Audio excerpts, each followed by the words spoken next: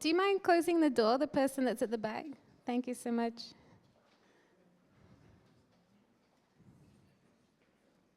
Okay, all right. Hello, and welcome to Gnomon School of Visual Effects for today's very special Unreal Engine for VFX event with Epic Games. And what an incredible turnout. This is amazing. Thank you all so much for joining us today at Gnomon, and everyone watching online as well. Thank you for joining us. We're happy to have all of you with us. Very, very, very special thanks goes to Epic Games for creating such an insanely powerful tool that can draw crowds like this on a Saturday. And yeah, I think it's hard for us to think of studios not using Unreal these days. So it's great to see so many industry pros here in the audience. So thank you for coming. And it's truly an honor for us to host this event here. We're big users of Unreal here at Gnomon School. I know there's some students here today eager to learn more things. So we can't wait to see what your masterclasses have in store for us today. And we really can't thank the VES enough, just to embarrass Nancy and Ben, who are here today, for sharing today's event through their channels. And some amazing press out there as well who've been mentioning our event all over the place. So thank you everyone for sharing today's event. And Epic is really treating us so well today. So if you missed brunch, if you arrived a little late, we're magically moving the bagels and pastries over to the gallery. So basically, we're streaming into the gallery as well. So if you feel like taking a break from the stage, you can head on over, still enjoy the presentations, get some more snacks and coffees, and then come back here. And we're very excited to have the Hungry Nomad food truck coming at 3 p.m., courtesy of Epic Games. So make sure you hold on to those food tickets I keep telling you about. They're very, very important. The food is great. So very excited for that. And then we'll be rounding off today's event at 7 p.m. with closing drinks until around 8, but we'll stay longer if you all want to stay longer. And yeah, just make sure you stick around for the full day. It's going to be a lot of fun, lots to learn, loads and loads of talented people to meet, as you can see here. And if you're joining us online, you can talk to us today too. Please talk to us on live stream, live chat. If you're watching online and have questions, you can post them in the live chat there, or you can tweet to us using hashtag AskGnomon. And we'll do our best to keep reading those questions out throughout the day. We also have Epic Games' Louis Cataldi on live chat as well, so he'll probably say hi as I say this. And yeah, he'll be taking questions too. So Brian Pohl from Epic Games, standing right behind me here, is very close to our hearts here at Gnomon. He's one of our Gnomon alumni, and also a past Gnomon instructor here, so he's super awesome, and he's going to be introducing today's event in just a moment. Before I hand over to Brian, just want to give a big, big thanks to Lenovo, as you can see over here, for helping us to bring these free events to you at the Gnomon campus here in Hollywood. So today's Unreal Masterclasses are powered by Lenovo and Intel technology, which students at Gnomon also use here on campus. Okay, so I'm going to stop talking now. You'll see me around throughout the whole day, so come say hi. If you need anything, just let me know. I hope you all have a great day. And without further ado, let's have a big round of applause for Brian, and he's going to take over.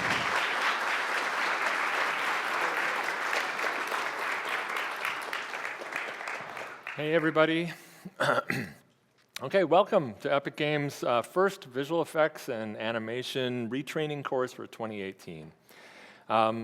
We'd like to also thank Gnomon School of Visual Effects for hosting us at their beautiful facility. And it's always good to come home. You know, Gnomon has a very important place in my heart. We'd also like to say thank you to the Visual Effects Society for also being a part of this presentation. Can I see hands of folks who are here from the VES?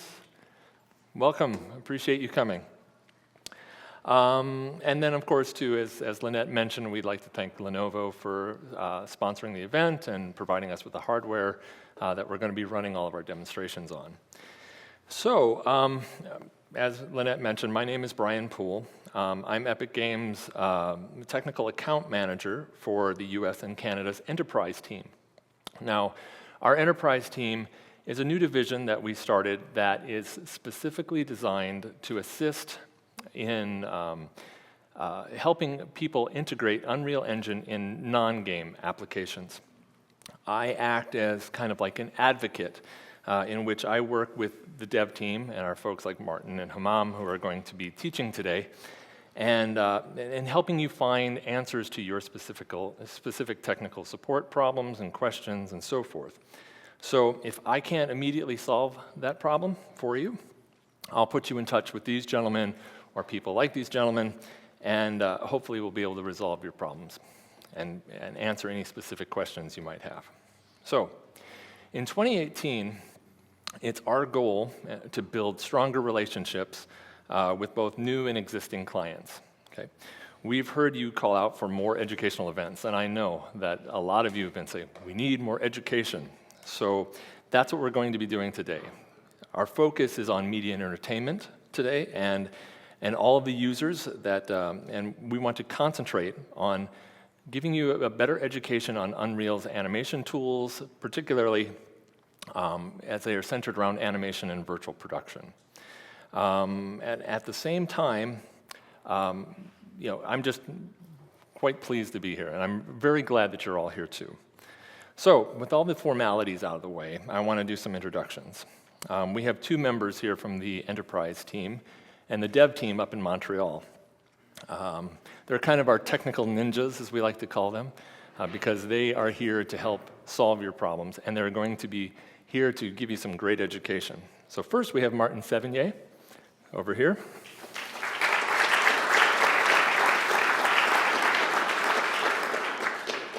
Martin, as a support manager for the enterprise division at Epic Games, it's his responsibility to oversee a team of talented technical artists who assist all of our different licensees in reaching the highest quality results for their projects.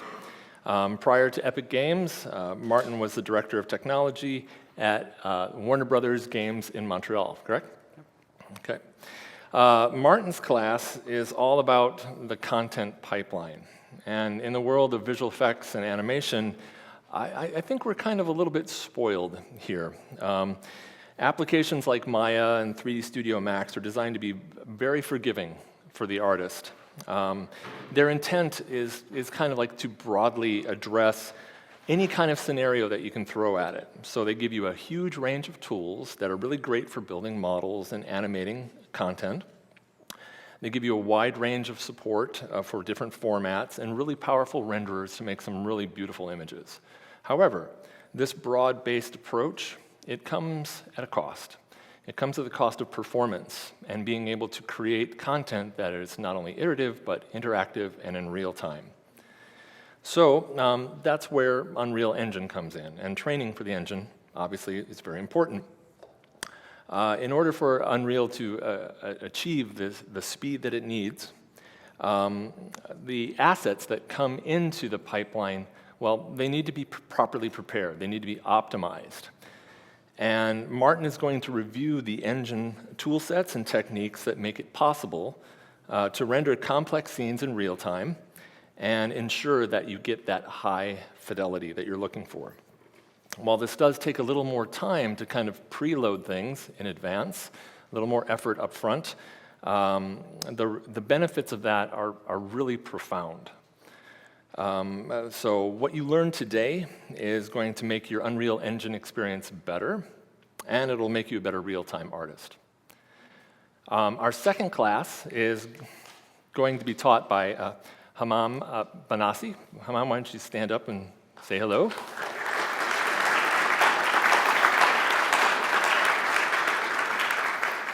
Hamam is a veteran technical artist and engineer at the games industry. He's worked more than 15 years and has over 15 years of experience developing AAA games for a variety of different platforms. And he's worked at several different studios, including Electronic Arts and Warner Brothers. And he has multiple publications and contributions in real-time rendering and artistic workflows published by ShaderX and GPU Pro Books.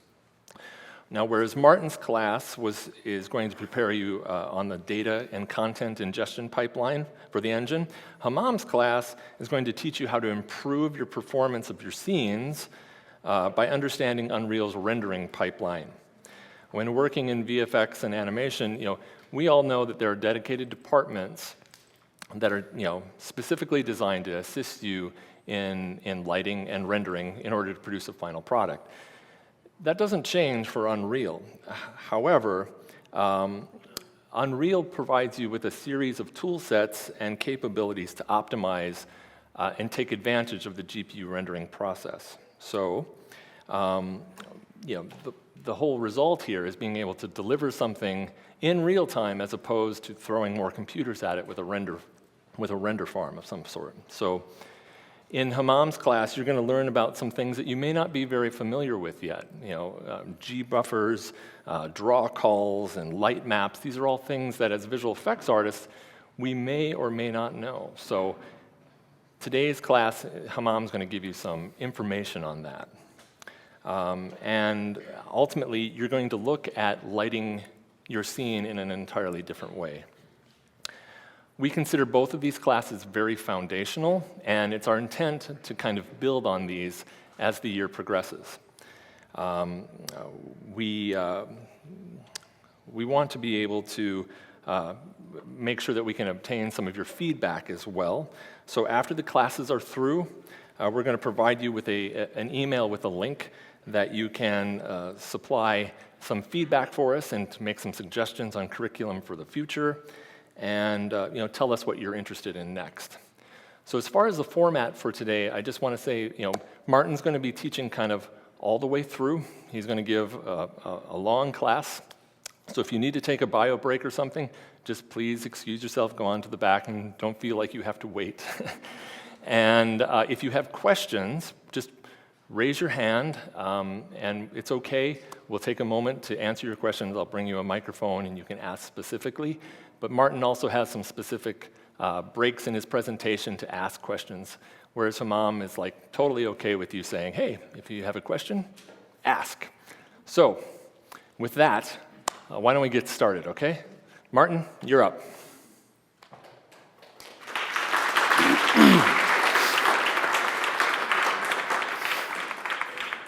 Hi, everyone. I'm going to welcome you again. This is pretty exciting to me to be in front of you today to share with you. So Brian already touched a bit. Who am I? My name is Matheus Mini. I'm the Enterprise Support Manager at Unreal Games. I've been doing games for the last 20 years, and then I decided to switch industry and help you guys win. My goal is to take all my knowledge of real-time graphics and help you guys have the best project that you can do. And that's kind of my job at Epic right now, which is awesome. So this course is kind of split in three different sections. So the first one is going to talk about building better 3D meshes and texture. So this is very foundational stuff that you guys all know what is a mesh, what is a texture, what is a material. But we'll try to give you a couple of tips of because in real time we like to have a couple of extra things like LODs, maps, HLODs. What are those? Why do you guys should care for those? What are they useful for?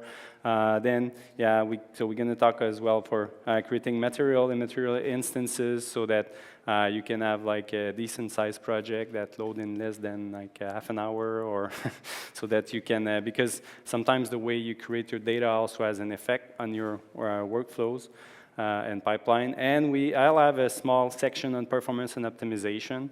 I might not spend too much time there because my colleague Omam will really cover the rendering pipeline in details, but I'll still try to give you the broad things that are important for you to know that they are there and that you can explore on your own, or either Omam will present them. So let's start looking at how you guys can have better 3D meshes and textures. So this is a quick overview of everything I'm going to tell you on this one, so I won't go through the entire shopping list, because obviously there's a lot. So the first thing I want to discuss with you is naming convention. So in games, we like to have strong naming convention. And we think that, we know that some of you guys already do it, other guys a bit less. And the thing is that when you start working on real-time content, Often it's great if just by being like looking at the list of assets, just by reading their name, you know what they are. And those are examples of things that we might use in our own internal project. So we like to prefix with the like a couple of letters to help us quickly identify what's the type of the data. So in like if you look at the top here, we have like SM rock 00, so SM for static mesh. We have rock 00, rock 01. So those are two different rocks that can be like put all around your levels. One of the cool thing about like having a naming convention is like not only the content browser can filter by type, but also, I mean, if you are outside the editor and you want to do a quick search without having to load the editor, well, you can go in Windows Explorer and type SM_, and boom, you have your list of like static mesh for that project. So you also have like, as an example here, T-Rock 00BC, so that's the texture that contains the base color that would go with the rock variation 0. And like if you add like some animation, rock formation, you could use SKM for skeletal mesh. I mean, there are no rules, there's no enforcement, but it's all good if you guys can like figure it out for you. Again, I'm gonna give you lots of like tips and tricks, and you can take them if you like them, if like there's something better for you. Like there's no like dogmas today. Yeah, so and again, I'm showing you with prefixes, but it could be suffixes. Again, it's like it's free, you can do whatever you want. And that's a bit of a challenge, like having some sort of organization, some sense, will help you find out what's happening and figure it out really quickly. Let's move quickly to texture. So textures, you guys know what they are. So we prefer to have like a texture whose sizes are in power of 2s. The GPU tend to like it better. We do support like non-power of 2, non-square textures. And we also support non-power of 2. So, but in terms of performance, in terms of like quality, if you go with power of 2 texture, the advantage is that we will generate a MIP map chain for you that will really help in terms of performance and quality. And I'm going to come back to MIP map a bit later. As I was just mentioned, you can bring in like a non-power of 2 texture. If you look at the bottom right corner here, it's a 500 by 500 texture. We will take it, but we will actually do some like padding internally so that like it becomes like square. So you will end up wasting space, and like you won't get like a MIP chain. So it's not necessarily the best thing. I mean, for UI stuff that you like have on the front panel, non-power of 2 is not so bad because usually those are always at full resolution. All right. So we are very flexible in the types of like textures that we support. So here is like a fairly complete list of textures. I mean, actually this one is missing JPEG, but I think it's kind of intended because JPEG is compressed. So sometimes, I mean, if you start with compressed data, you basically just let go of some quality because we will actually recompress over JPEG. So it's always better if you start with like high quality texture, and then like as the compression and the like all the operations we make to bring it efficient for real time happen, you still keep a good level of quality. Also, if you need transparency, there's like PNG, PSD, and TGA are your friends. I'm going to actually show you a technique so that like you can have your alpha separate from the rest of your map. There are some gains that you can make. There's some interesting things that you can do with that. So how do you import textures in Unreal? Actually, how do you import anything in Unreal? This is actually super easy, and it's my first chance to like get to the editor. There you go. So let me rearrange that a bit. So actually for this one, I don't have a specific map because the goal is just to import a texture. So I have some textures in that folder, and importing texture. So let's take this one, and actually the trick to import a texture is you drag it and you wait a couple seconds until you have this icon. You drop it, boom, you have a texture in Unreal. Easy as that. If you want, you can also use the import tool as well. So you have to browse through your familiar browser, but I like to drop them. It's just so easier. And you can do that with like meshes and like animations. For meshes animation, it's a bit better to go through the import because you're gonna have a bit more choices. But this is as easy as this. So, can you cut? All right, sorry, I'm kind of just at the end of a cold, so I might have to be cut a couple of times. All right, so. So alpha. So we have actually two ways to work with alpha, and actually I'm going to shift to the editor for this one.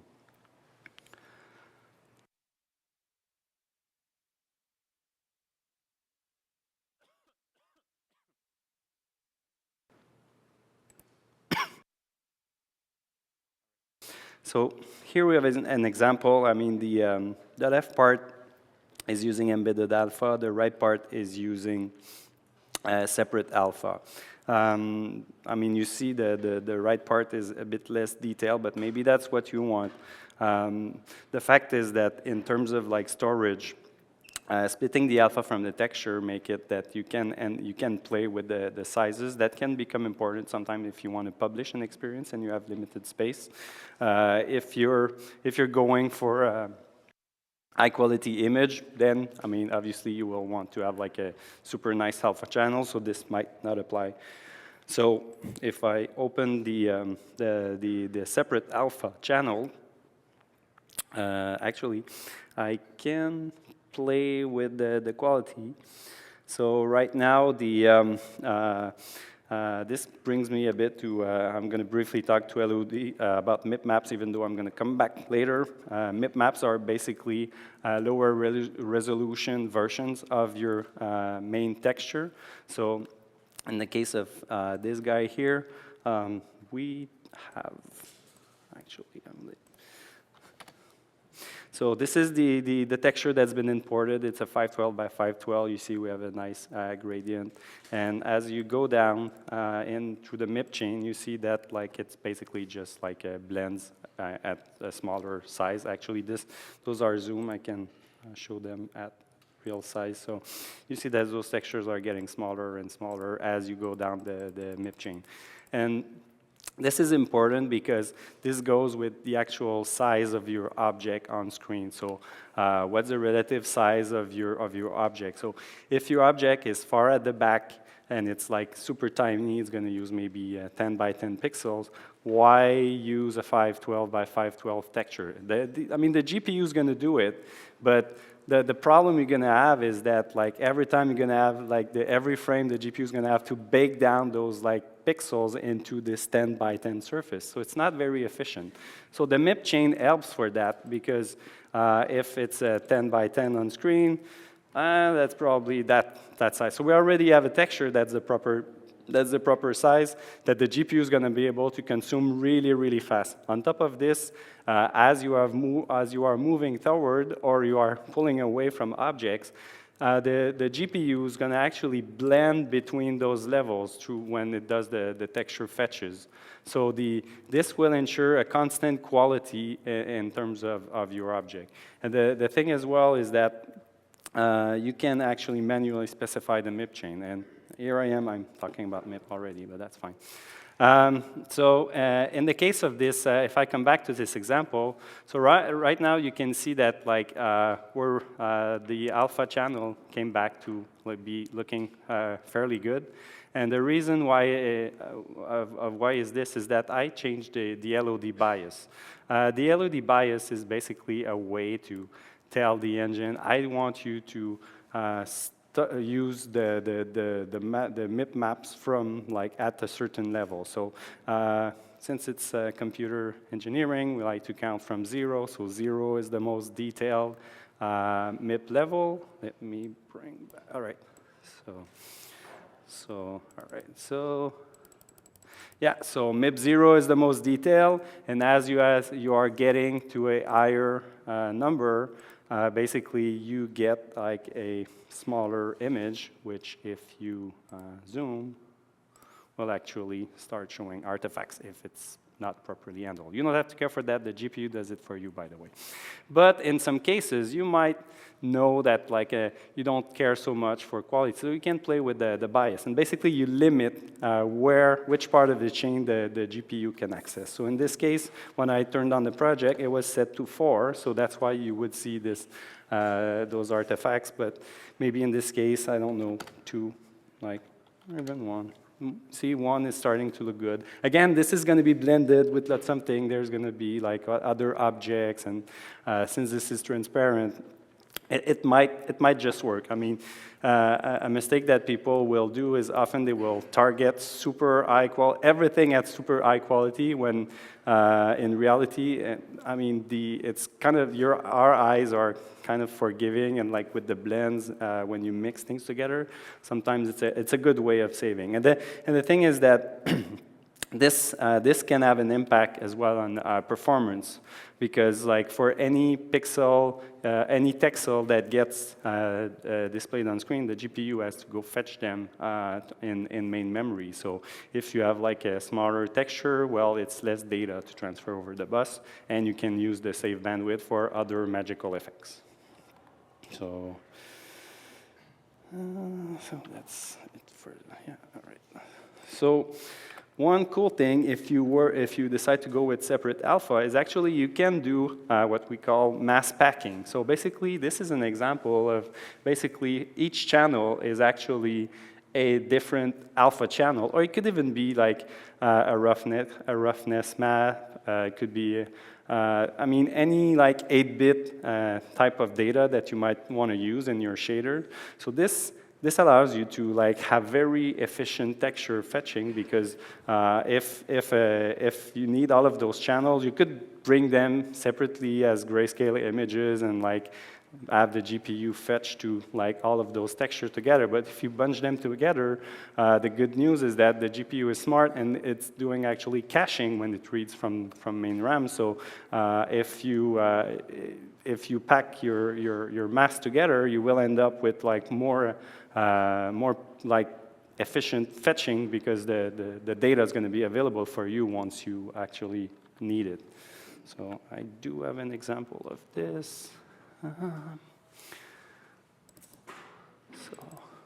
So this is the example I showed you earlier.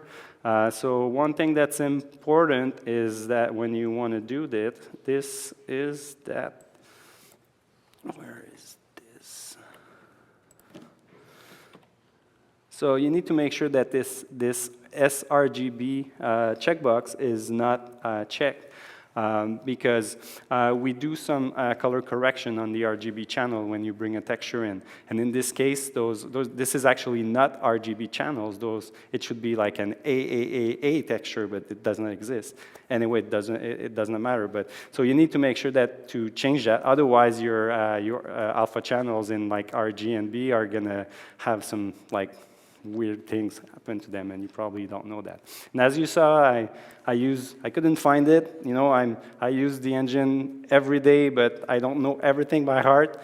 But like throughout the engine, you can find those nice search box, and basically you just start typing what you want, and usually you find it really quick.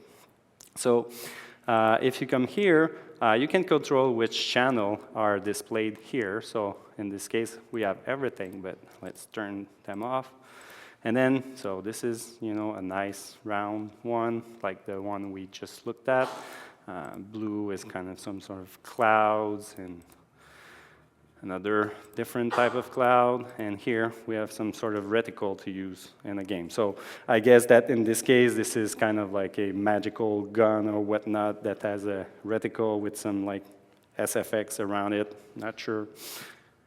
And here we do have a material that basically here is set. So basically in this case it just reads the reticle part, but basically I could connect it. And basically you can like do some nice effects, mix and match. You could have like as an example, you could have like the alpha channel and a detail map, and the detail map you could like make it more apparent when you're close to the screen and like dim it as you go far from the screen. So there's lots of like, I mean, you're limited to your imagination here, but like think of like doing those types of like RGB mask packing is basically, again, it's a good way to save on precious bandwidth between the main RAM and the GPU RAM. So this is actually good for performance. So MIP maps. So you guys already know what are MIP maps because I showed you earlier. So basically you have the base version on the left, and the other ones are kind of smaller versions that are pre-blended version. And actually one thing is that, again, let's come back here. Where is this one? Actually, let's use this one. I mean, we don't have to follow the script perfectly. All right, so now we have a nice clay here. There's an alpha channel. So I'm gonna remove alpha. So then, I mean, basically what we do right now is we basically do filtering as like you would see in Photoshop or other image manipulation software. And there are where is that again? Yes, so here you have like the MIP generation setting. And you see here it's like from texture group. Texture groups are a way to pre-configure different types of like textures. Actually, this is the next slide. So let's look at the options that you have here. So not exactly sure what the default is, but basically when we calculate the different images in the MIP map chain, you have all of those possibilities. So do you want like some sharpening algorithm, like filtering applied as the MIPS is generated? Do we want some blur? You can even specify you don't want MIP map. You can also like provide your own MIP chain if you want. So, and this is important because as the texture becomes blended, sometimes you might see some artifact appearing that are not necessarily interesting. An example that you have to worry about is that if you have an object where you have which is like very transparent, let's say like a chicken fence, you're gonna have lots of like transparent pixels versus the number of like opaque pixels. And the problem is that when you calculate the MIP map, what's going to happen is that your alpha channel starts to, like the visible part, starts to blend the opaque and transparent part, and you end up, as you're pulling away from your fence, you end up with like a kind of like transparent-ish opaque thingy, because like as it blends down, at some point you end up with a bit of opaque everywhere, whereas you would rather have like fully transparent when you are far, because like the fence is so thin that you won't even see the links.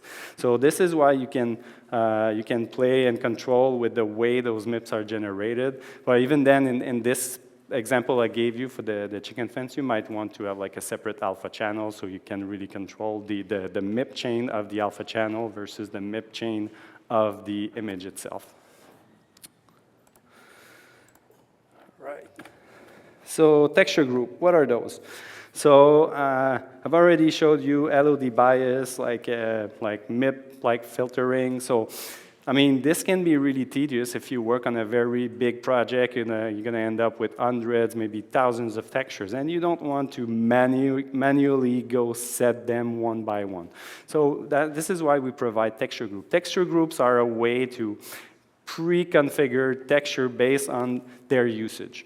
So like as an example, we have the cinematic group. Cinematic groups, this is mainly been defined for games, so usually it's going to be like super high quality texture, like not like very good filtering, because this is in games they put lots of budget in cinematics. We also have like the weapons and the characters. So basically the tweaks and like the types of compressions can be different. This is actually available. I mean, we define some default texture group, but you can go change them for your project if you want. So it's a good way to apply project-wide settings to your texture. As another example, the UI texture group actually, since UI will usually contain text, we don't want compression. We want the text to look as sharp as possible, right?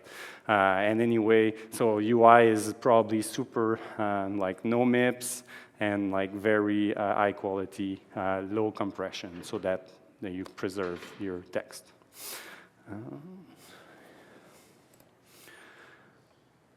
So yeah, the other things is that we have like the type of filtering that you want to apply on the texture. So you can play with that. There's some like costlier techniques like as anisotropy filtering. You have bilinear point filtering. Does not necessarily look good, but again, you have all of those options.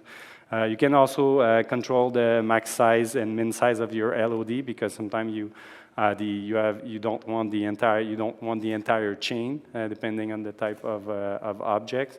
I mean, usually the 1 pixel, the 1 by 1 pixel map is not really used and not necessarily interesting, because the way of the GPU works is that it's probably gonna go get like a 4 by 4 at all times, so you will get a 1 by 1, but you're basically wasting bandwidth.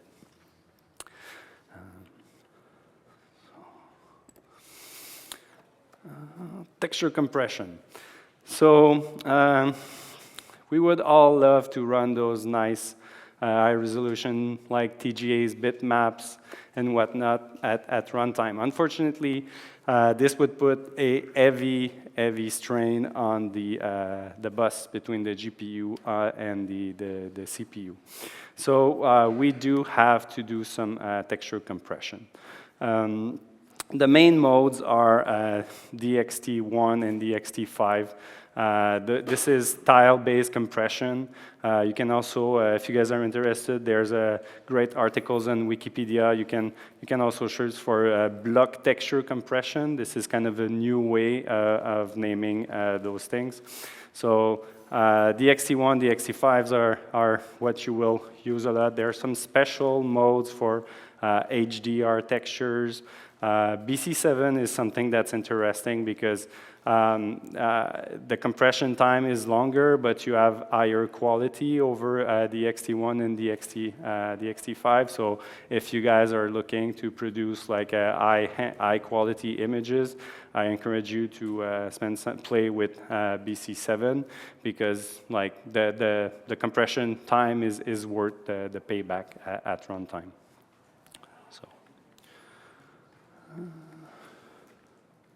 Usually the compression is predetermined by the texture group, so you don't necessarily have to play with it, but sometimes it can be good, especially again if you have special textures that like you discover that you don't want to compress for some reason. Sometimes it's I had the discussion before this thing. I mean, there's no dogma. I mean, if you need uncompressed texture for a specific element in your project and your scene, go for it. I mean, you can control the budget, where you put the budget, and you put the budget where it pays. So if you can get more quality, then you will have maybe to compromise in other places, but that's all right, because maybe that's the thing that's super important for your project. So system units. This one's easy. So one Unreal unit is 1 centimeter. You guys are lucky, because with Unreal 3, it used to be 80 units for a meter. So that was kind of like a bit misleading. People are kind of used with the metric system. So make sure that like when you work in your favorite 3D package to set your scale at 1 is 1 centimeter. Otherwise, when you import your object in our world, if you if you create a model at a 1 meter scale and you bring it in Unreal, it's going to be super tiny, and you will have to go to the scale panel and multiply everything by 100, which is not so great because you always have to play with. So it's always better to do it at 1 centimeter scale. And usually the DCC packages are pretty forgiving, so if you prefer to model in meter and when you export do the conversion in centimeter, you can do that as well.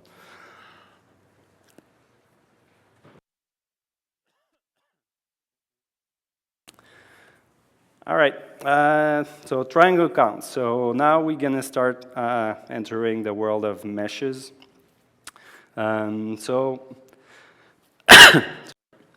So triangle counts, so like the GPU is pretty good at taking triangles. The main enemy is what we call draw calls that comes with the materials, but sorry.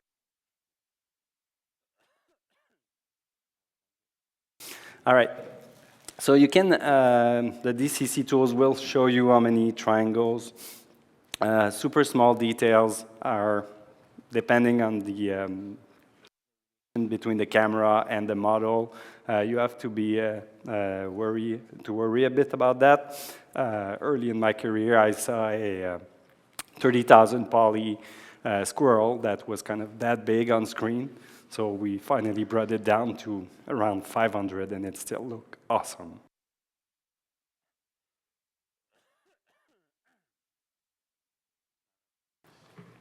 So yes, so as I was saying, I mean, you can, the engine can eat lots of polygons, but you need to prepare your scene properly for that.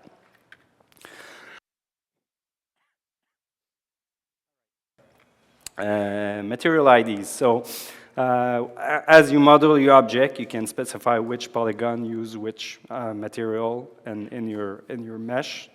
So here, let's go to the editor.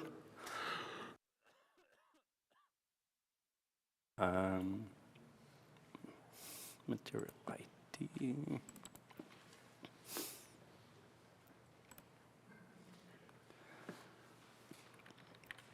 All right, so in this case, we have this kind of like nasty robot, and it's got 2 material IDs. So right now, we have those super magical red and green material. It works is when you have a static mesh. Actually, I could put another one. You can go in the detail panel and you can decide which material ID uses which material. So this allows you some flexibility because let's say, let me reposition here. So we have those 2 robots, but I don't like it that the legs are red on this one. So actually, I can take this material and drag it here, and boom, it's green. And let's do the invert. So Unreal is pretty flexible. It allows you to work really, really fast. So usually drag and drop will always work in instantiating or like assigning. We're pretty good at like doing some context detection of what you're trying to achieve. You can also come here in the detail panel for your object. And if you click on those drop boxes, it's going to auto-filter the content to any material that's available. So in this case, I could, see, we have wood. So let's say this is a wood robot. So here, see, it was gray for a while. It was basically the shader that was compiling. So we're pretty good at like doing multi-threaded work in the engine. So sometimes you will load a map. It's all gray. Don't panic. It's just that the engine's going to start compiling shader in the background. Usually, if there's enough and it's long enough, there's going to be a nice UI that's going to appear at the bottom right, and it's going to tell you how many shaders are left to compile. So here you go. This is our wooden robot. Not sure how you can engineer that, but this is what we're creating today. So Material IDs are really important because this allows you to make like changes and to segment your object in different types of material. At the same time, they are a bit your enemies because when comes the time to display your object on screen, we treat material IDs as separate objects. So the GPU can only render one material at a time. So in the case of this robot, rendering this robot is equivalent to rendering two objects. So it first needs to like set up the wood material, display the polygons using the wood material, and then it will set up the green material and display the polygons for the green material. And right now, this is what, like, this preparation, this is what we call a draw call. And today, draw calls are fairly costly because it involves like the GPU stopping its pipeline and rearranging some values internally. The GPU is actually a massively parallel computer. It can usually work on like depending on the generation, up to like 40-something pixels at the time. But the bad part of it is that all of those like pixels must be using the same parameters. So the less you break, the more pixel you throw, or the less like triangles you throw with the same material, the faster it's gonna get because you don't pay the cost of stopping. It's as if you're driving on the highway versus like stopping at every traffic light. So rule of thumb is like smaller object, you will want only one material ID. Weapons, you can go maybe for two, like main weapon and attachment parts. Buildings, maybe you will try to split walls, floor, and ceiling, just because this is a bit more natural, right? You would drag like either a wood plank or ceramic tiles on the floor, and then the ceiling is going to be some different type of material. Sorry. So for characters, usually the split is going to be one material ID for the body or the cloth element, one for the head because you will want to spend lots of like energy and like budget on your face there. You know, if you want to have like a beard and like all of those like not sure how they're called in English, but the things you get when you're old at your eyes, wrinkles, I guess. You will also probably spend one material for the hair because the hair are transparent, and you will want to do some like very nice like blending between them.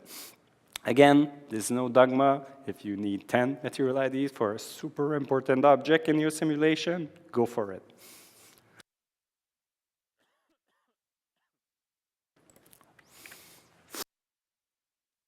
Yeah, this one is interesting. Pivot points. So one thing that we see sometimes is like people, they tend to like to model their object somewhere in the 3D world in their favorite DCC, and then they bring it to the engine. And actually, I have a very, good sample for this. So when an object is exported, we actually use the 0, the root of the world of the DCC you're in. And your object, this relation becomes crystallized between like the root of your object and its pivot. So here we have this version of the robot, and we see the pivot is right smack at the center of the robot. It's super easy to find. As soon as I find the robot, I can manipulate because it's right there.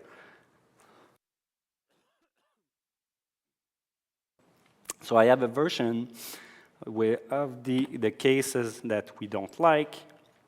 So see, this robot has been modeled like far from the origin of the DCC tool.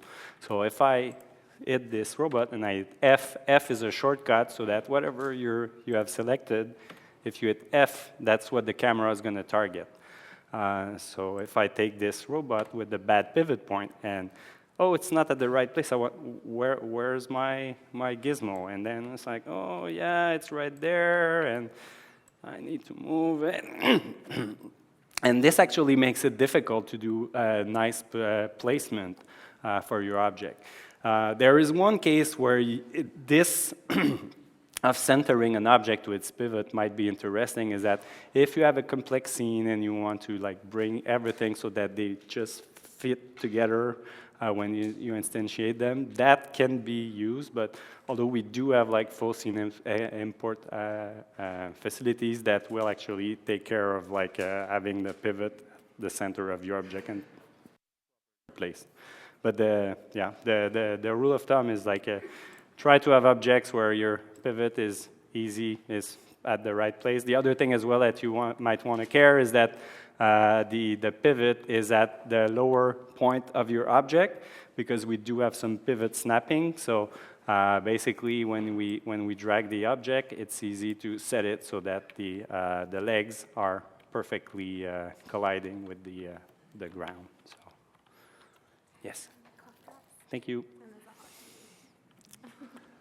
Taking good care of me, guys. All right.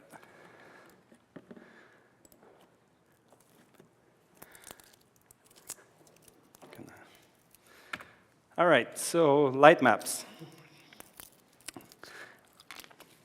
So light maps are a way to pre-compute lighting information. Basically, it's a great way to save on performance at runtime. So basically, you trade work time for speed at execution. So basically, we have a tool called LightMass, which is basically a GI baking tool that will generate light information for the pixels in your scene. We also calculate shadow maps. So on the left here, you see an example of light maps, and on the right, it's an example of a shadow map. So each channel of the texture, actually we're using mass packing that we already discussed. So on the left, this is why we get those weird colors, because like each channel is actually one light map for one object. So all of the objects for a scene will actually use texture atlases. They each have their own small parts in those big aggregate texture. And the good thing with light map is that you can add lots of lights in your scene. So if you want to have like a very nice moody atmosphere, or it's like a darker corner, very bright corner, you can pre-calculate this. And the cost of like rendering light map, it's constant at real time. So once you have it, you can throw as many lights as you want, make it look as good as you want. The runtime cost is constant. So the thing where sometimes we see some of you folks having some challenge is that in order to be able to apply those light maps to the object, we actually need a second UV channel. And this UV channel actually should, actually we want, the relation between this UV channel is your object is basically each pixel of your object needs to have like its own specific spot in the UV channel. So you have to perfectly unwrap your object in the channel. You don't want any tiling, wrapping, because basically what's going to get stored in the texture that's going to use this UV channel is the light information for that location on the object. So we use by default, we will use the second UV channel of your object. But you can play with that. As you see here, you can say, I want another one. If you, for some reason, you want to use multiple UV channels to create some special effects on your object, you can. So once you have like unwrapped your object in in this specific UV channel, you also need to decide what's going to be the resolution of the tile, the texture map that's going to contain the light information. So you have to be cautious here, because if you want to have like super sharp shadows, you will have to crank up the light map resolution, although there's going to be a cost in memory because you're going to end up with more texture. If you don't care and you are okay with like blurrier shadows, like more moody, you can move the light map resolution down. Actually, I can show you. Do I have? So I do have a map here. All right. So actually, those shadows are like static, in the sense that they are pre-computed. Actually, there's no dynamic light in that scene, so the cost of rendering is constant. We call it static because you cannot change the light. They are baked down, so you can't move the light. You cannot change the intensity. Can change the color. We do have what we call dynamic lights. I know Mam's going to cover this a bit in more detail later, but what I wanted to show you is that we do have a bunch of visualization mode that are super interesting for you guys. And here, just an example, let's look at the light map density mode. So this actually is an estimation of the resolution of your light map versus the pixel textile density, the ratio of the light map pixels with the on-screen pixels. So we do have a scale. I'm not sure why this one is not showing because other modes will show you, but in our world, blue is good, and like we tend to go toward red. Red, it's kind of like do something about it. So in this case, you see that the pixel texture ratio is kind of good because this special mode shows you, see, we have a bit of green. It's kind of like bluish green. This is, blue is perfect, is 1-for-1, but it's never going to happen. It's really hard because you would have to perfectly estimate the surface of your object, and you don't want to do this. So you can use those modes and you can play with the light map resolution. Actually, I think you can change it. Yeah, so on a per object basis, you can actually change it. So the thing is, if I go in the static mesh editor, basically you can see the UV channels here. So this is like the one that's used for the visual part of the object. We also have like the UV channel here that's used for light map. So as you see, it's very sparse, but it gives good result. Usually you want it to be packed a bit tighter, but this one has likely been automatically generated by the engine. So you can actually go at the bottom here, and you can like configure the light map the type of light map channel you want. And there's the, where's the button again? Oh, Mom, it's hidden, right? Search. Yeah, you're right, search.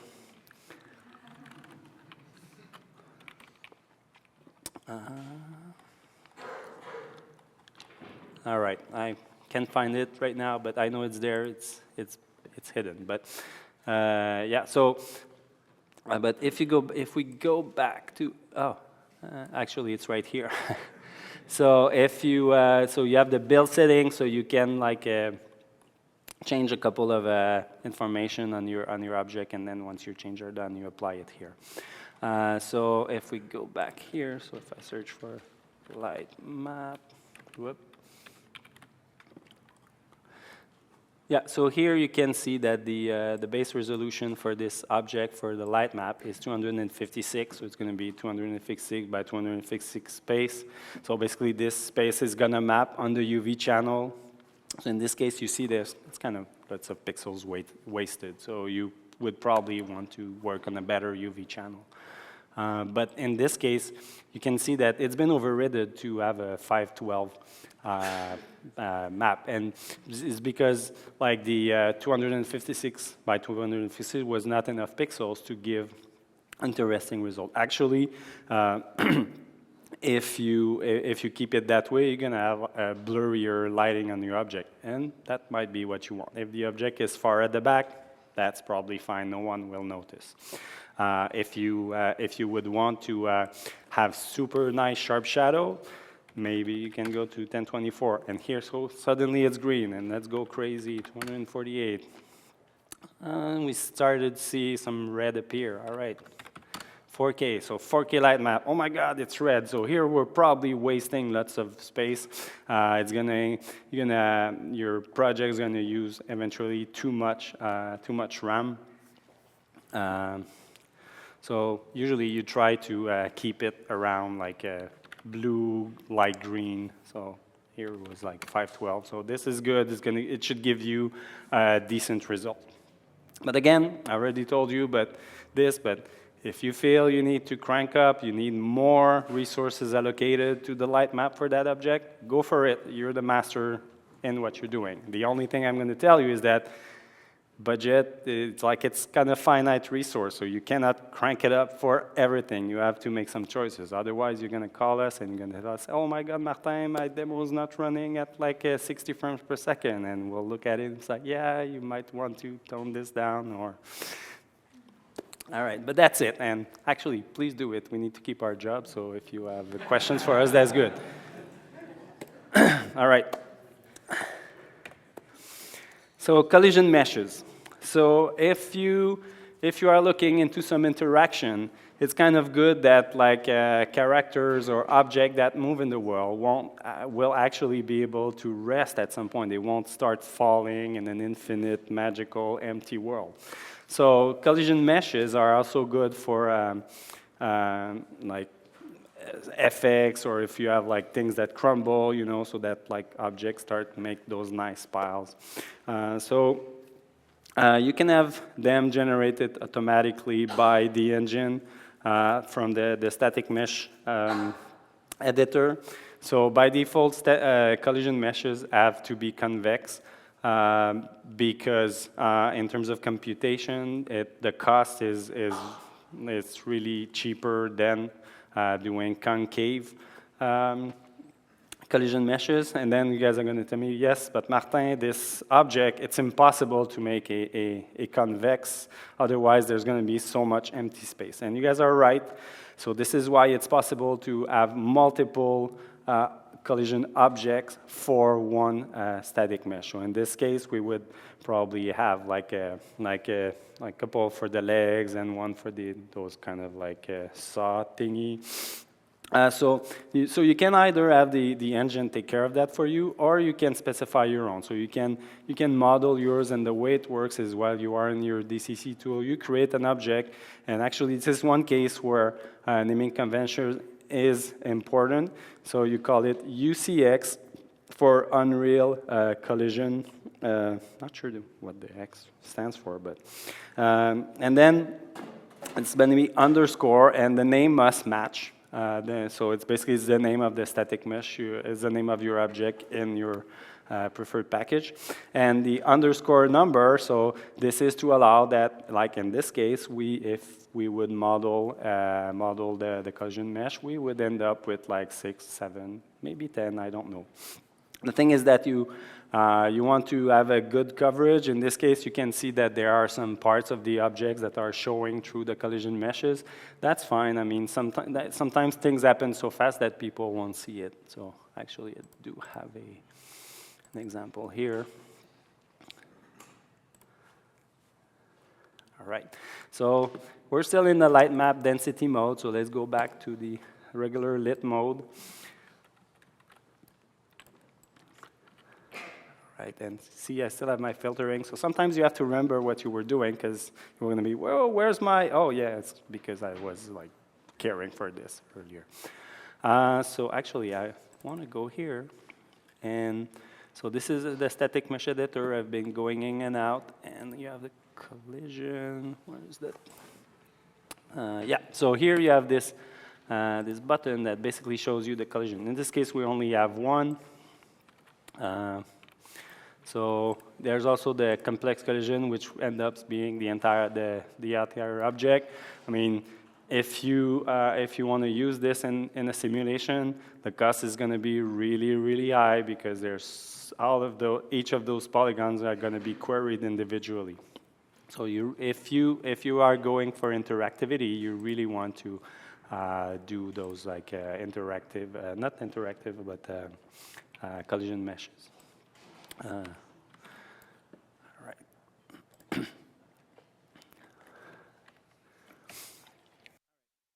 So overdraw. So the GPU can actually render lots and lots of pixels, actually triangles and pixels as a result per frame. The thing is that it can render a limited amount of pixels per frame, and depending on how you create your map, you might end up like writing to the same pixel multiple times in the same frame. So you want to like keep that lower, because this actually you might end up with wasted work from the GPU. An example is that if you have a scene full of transparent object, you will have that stack on top of each other. You will have to touch those pixels multiple times so that all of those like transparency is happening. So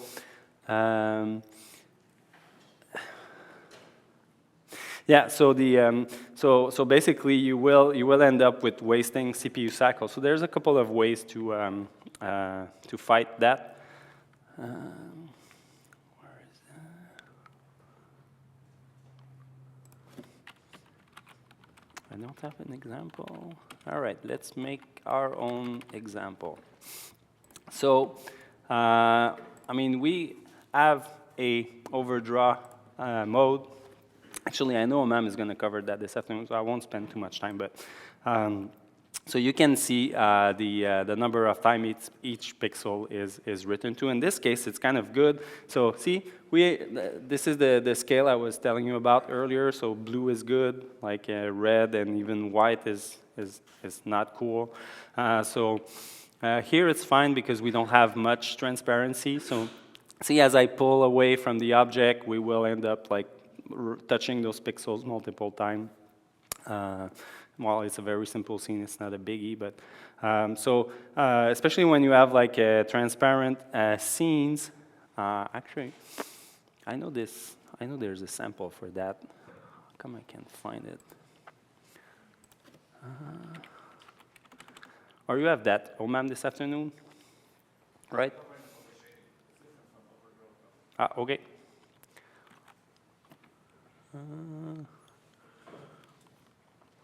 I'm sure I had that.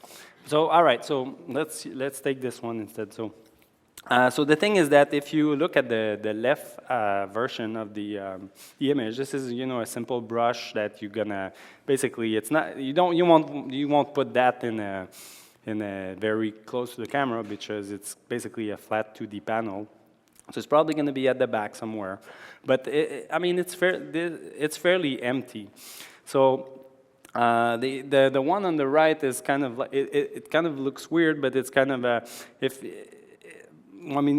it's got less triangle, there's less waste, because the thing is that like a transparent pixel, even though it's fully transparent, there's going to be some like shading time spent on it. So the pixel shader will do lots of calculation, and at the end it's just going to output 0.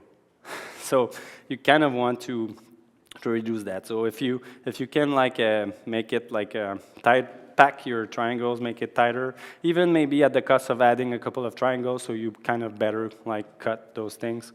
This is always good.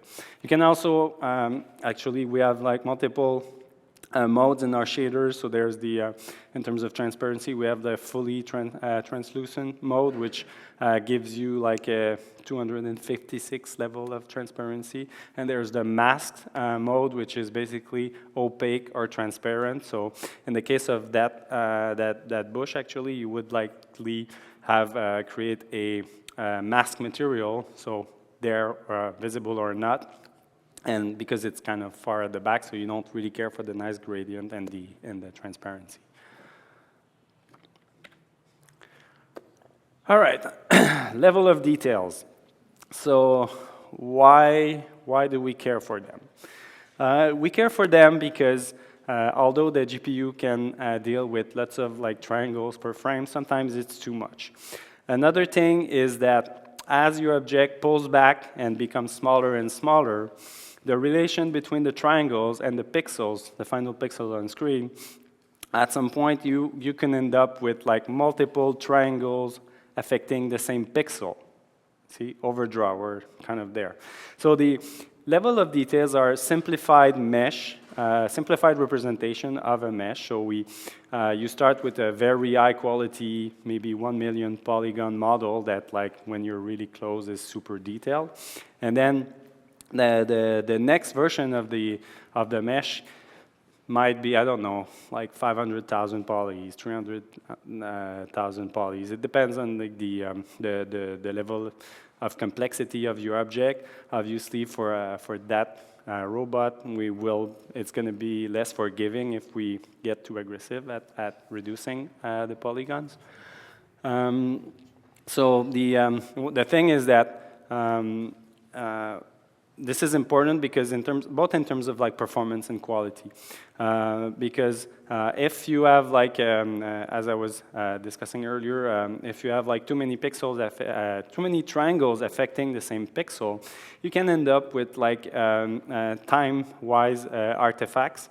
Because as the camera just moves a bit, you have a bunch of triangles that are shifting from pixel to pixel, and it creates some like shimmering, like temporal aliasing. We see that often with our auto manufacturer, the guys that are doing cars. In the CAD software, all of the text that you have in the like the controls of your car are usually like polygonized. And the problem is that you end up with like text that are actually like hundreds of polygons. Actually, the worst case we've seen so far is basically stitches that were either on seats or that go across the dashboard, and you have like a 2,000 polygon in like a very small stitch that goes across the screen, and then you kind of see it's kind of like flickering, and it's just because like every time the camera moves, you have like tens of pixels that are tens of triangles that are shifting for pixel, and basically when you have multiple triangles in a pixel, you end up with some sort of average of all of their colors together. So this kind of average like shift. So if you have simpler mesh, then you kind of get rid of that problem. Actually, there are better solutions in this case. Sometimes baking those like complex UI text in the texture can be good, because then you can benefit from the mapping of the texture as you pull back. And like if the text is going to become blurry, but it doesn't matter because at some point it's too far, you cannot read it anymore. Anyway. So how do you go creating them? So again, you can create them yourself in your favorite package. There are like tools that can do it for you as well. I know that like 3ds Max comes with its own decimation tool as well. So you can, obviously as we discussed earlier, you want all your object using the 0, 0 as their root. You will want to group them, and you can import them through the FBX pipeline. So actually, I do have some examples of LODs. So gotta get rid of those filters.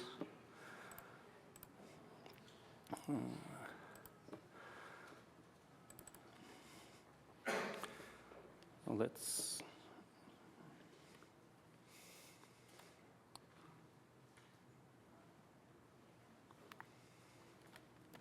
Hello. There you go. All right, so I'm gonna rearrange my space. So here we have the robot. Those are all the level of details for the robot. This is the base one with like probably a ton of like polygons, and this goes down and down. And as you can see, they kind of look still pretty good. I mean, we're close. Actually, if we look here, see if you look at the saw, it's starting to get a bit squarish instead of round. But the thing is that this guy is probably meant to be looked at from here, so I mean, it doesn't really matter. This is basically just an example where we show them, all of them at the same time, and basically those are all static meshes. And remember, we discussed the MIP bias earlier. Here in this case, we're using the LOD bias. Actually, we're forcing. We can do both. We can bias LOD or we can force them. So this one is using LOD 1, LOD 2, and again, we're engineers, so we like to start counting at 0. So if we go in the object in the static mesh editor, so if you look at the top left of the screen, you can have information here actually. So right now we're displaying LOD 0, and it's green, like the R calculation tells us it's using about 0.96 of the screen size. This model is 63,000 polys. You have lots of interesting information. And as I'm kind of like going away, see now I'm using LOD 1, and then I can move again, and LOD 2. So those can actually be adjusted if you go in the detail panel. You can, actually I think this object is the engine that predetermine the distance where it switch. See, this one is like auto compute LOD distance. This is really nice because we do an approximation based on the general size of the object, and it usually works quite well. So one thing interesting as well is as the object shifts from MIPS to MIPS, see it's pretty smooth. You can feel it a bit. It's because we basically blend between the objects over a couple of frames. So if you look around this part and this part, you can see that as I'm moving, it's kind of blending over a couple of frames. But here we're kind of moving fairly fast. If you have like a character that's walking toward it, it's kind of okay. And that's the same thing. If you're going too fast, people won't notice because there's going to be motion blur and a bunch of other nice effects. So this is a good way to control the number of triangles that you have on screen. So good for overdraw, good for memory bandwidth. At the same time, usually it's gonna start using like lower resolution MIP. So you keep like a coherent scene and it still look good and runs fast because that's usually what we are interested in. But in terms of like FX people, if you guys are trying to achieve high quality, you still need to care about LODs because again, it's gonna prevent your meshes from having this temporal artifacting I was telling you about with like those really small pixels that keeps shifting around. Actually, the temporal anti-aliasing is kind of good at like taming down this effect, but it can still happen. All right. So, yeah, so, I mean, we've been talking about like objects in the engine, but you have to bring them in at some point, right?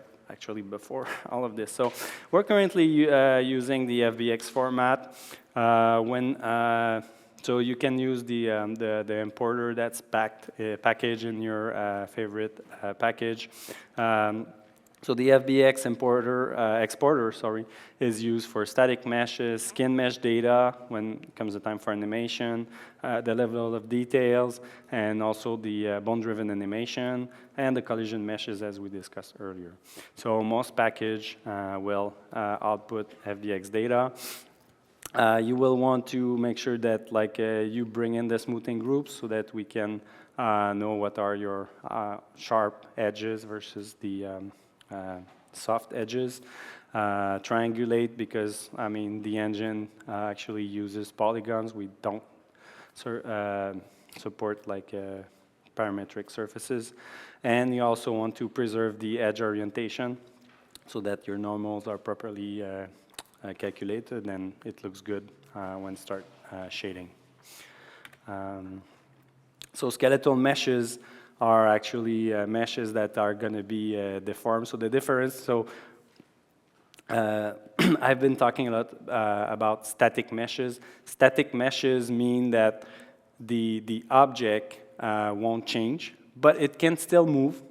So a glass would be a static mesh, but I mean right now it's moving. So that's but the internal the structure of the glass won't change.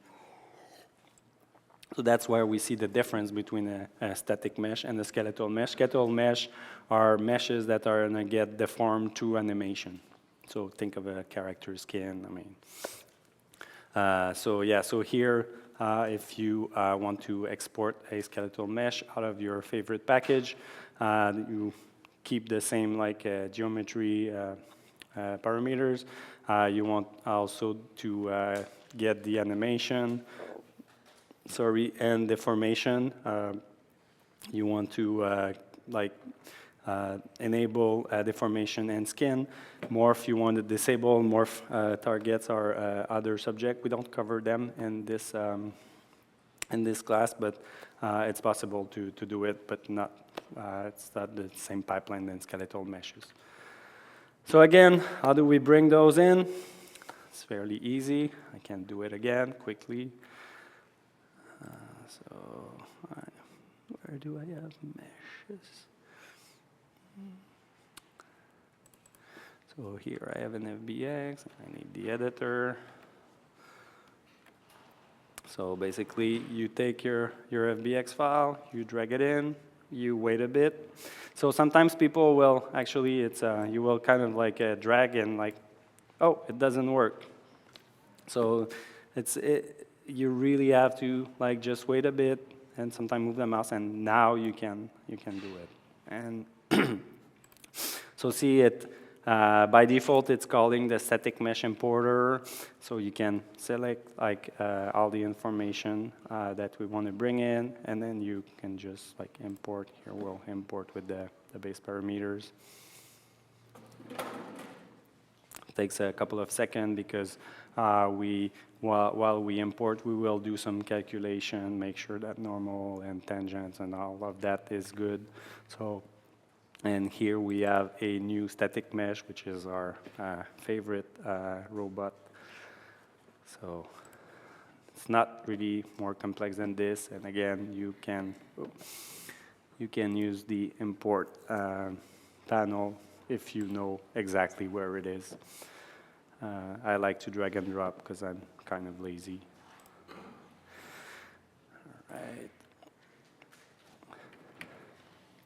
So you have some interesting options. So auto generation of collisions at import time, auto generation of light map UVs. You can transform the vertices so they are in absolute position instead of being relative to the object.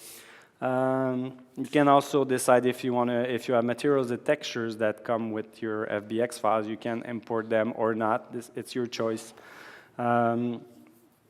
So in terms of a skeletal mesh, an FBX file can carry a character skin and some animation. So you have to decide if you want to import them together or separately. You can also like split them in different FBX files. It depends on how you guys are working internally. Again, you can import material and texture or not. We also have a concept that I'm not covering today, but I just want to make sure you guys know it exists. That let me delete this and let's go for another import.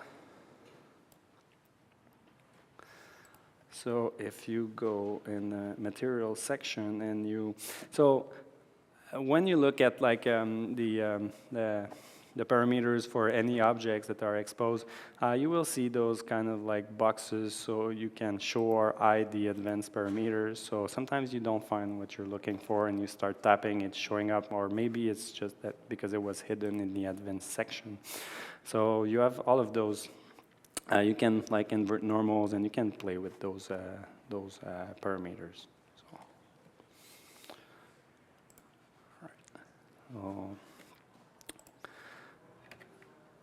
So, I mean, usually when you bring an asset in Unreal, it's not final. You will probably going to be version 1 of your asset, might be someone has maybe not finished texturing, or I mean, you needed it because you wanted to be able to advance, and you kind of use like a very early version of an asset as a proxy, so that like your guys that do the scene assembly can start doing it if you have like some going for some interactive experiences. You might have some guys that are starting to script the behaviors. They don't need the final models to do that. They just need like a representation. So when the artist comes up with a new revision of the asset, you have like 2 ways to, actually 3 ways to re-import the asset. So if you right-click on it, you will actually find the re-import asset. And basically, what happens is that when we import an object, Unreal will take note of the location on the drive of the FBX file or the source texture file. So if you just hit this re-import button, it's going to reread the file where it is. So in this case, if you work as a team, it's kind of interesting if you can make sure that the hierarchy of your project and like the Unreal project and the hierarchy of your work data, source data, is consistent across different machines in your organization, so that people can benefit from this re-import functionality.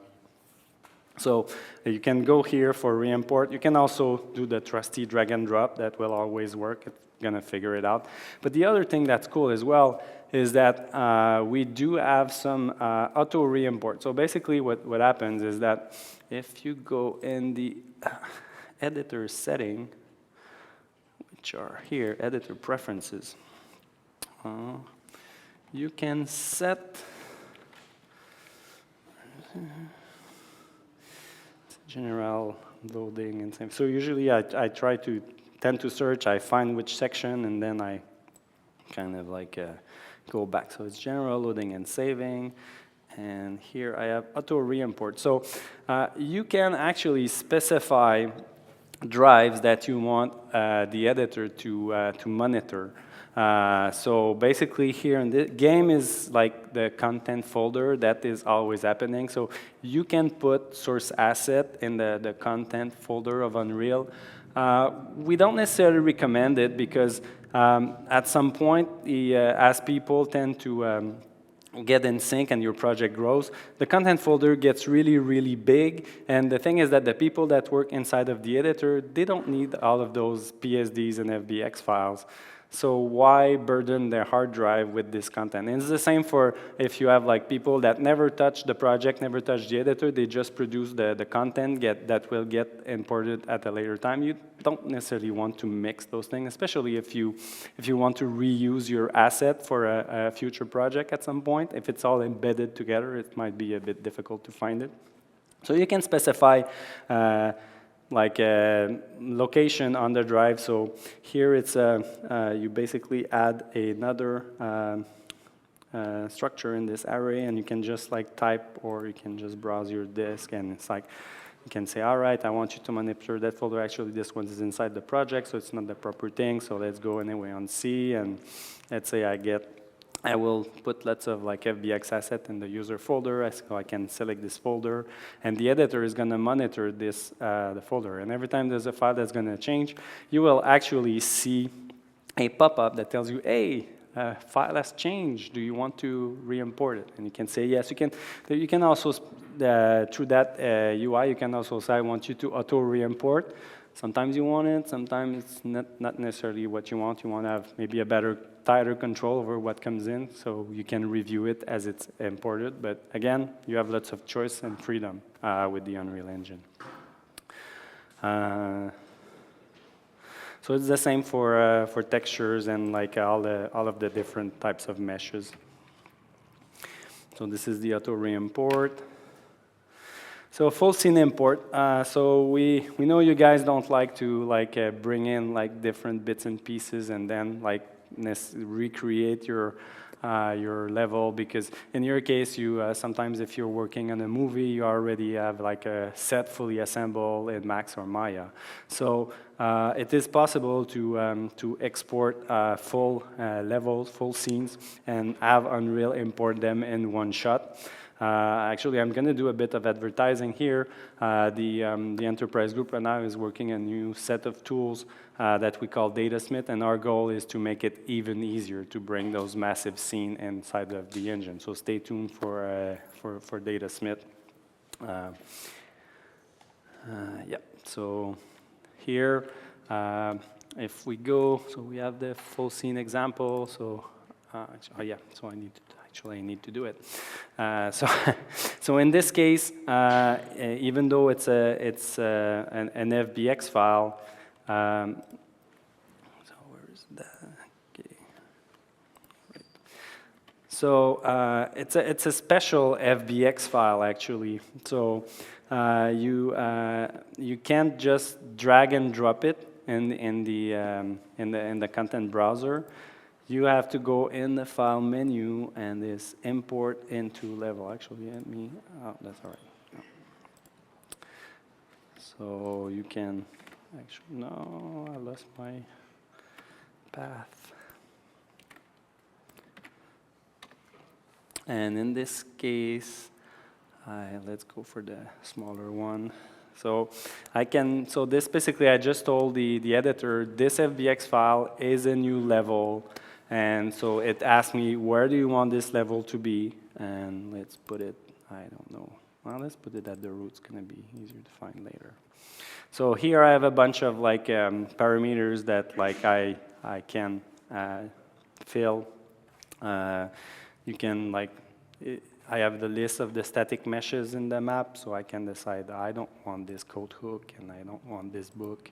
You can, again, do you want to auto-generate collision? If you don't put it and there's no collision, you won't have collisions on your object. So basically, when you have an interactive experience, things are going to go through your object. That might be fine if you fully control like all the movement within the scene. You might not need collisions on objects, so you can have skeletal meshes. Again, you can have materials. So those are all the materials that are in that FBX file.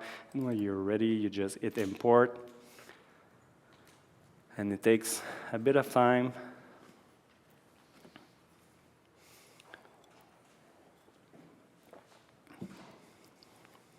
And it's, as I explained earlier, the importer is going to go through a couple of like computation of data that we need at runtime, some data that can usually be computed at runtime, but we, in a sense, to have good performance, we like to actually pre-compute those things because then it's just faster. So basically, we end up trading memory for speed.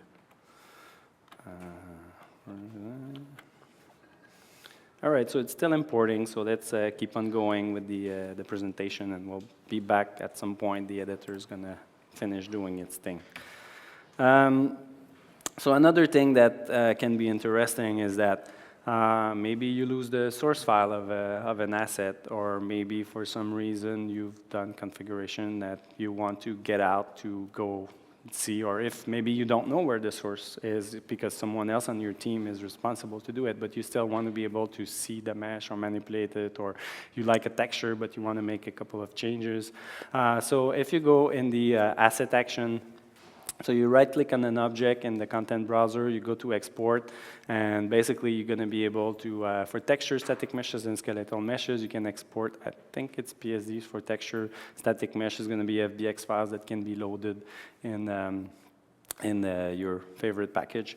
The export command as well for other types of asset can be used to like copy those assets, but just this asset to another project, but it's the Unreal version of the asset. We also have like the migrate tool. Migrate is interesting because usually an object has a dependency on other types of objects. So Usually you're gonna have like a mesh is gonna have some dependencies on the material, and the material is gonna have a dependency on textures.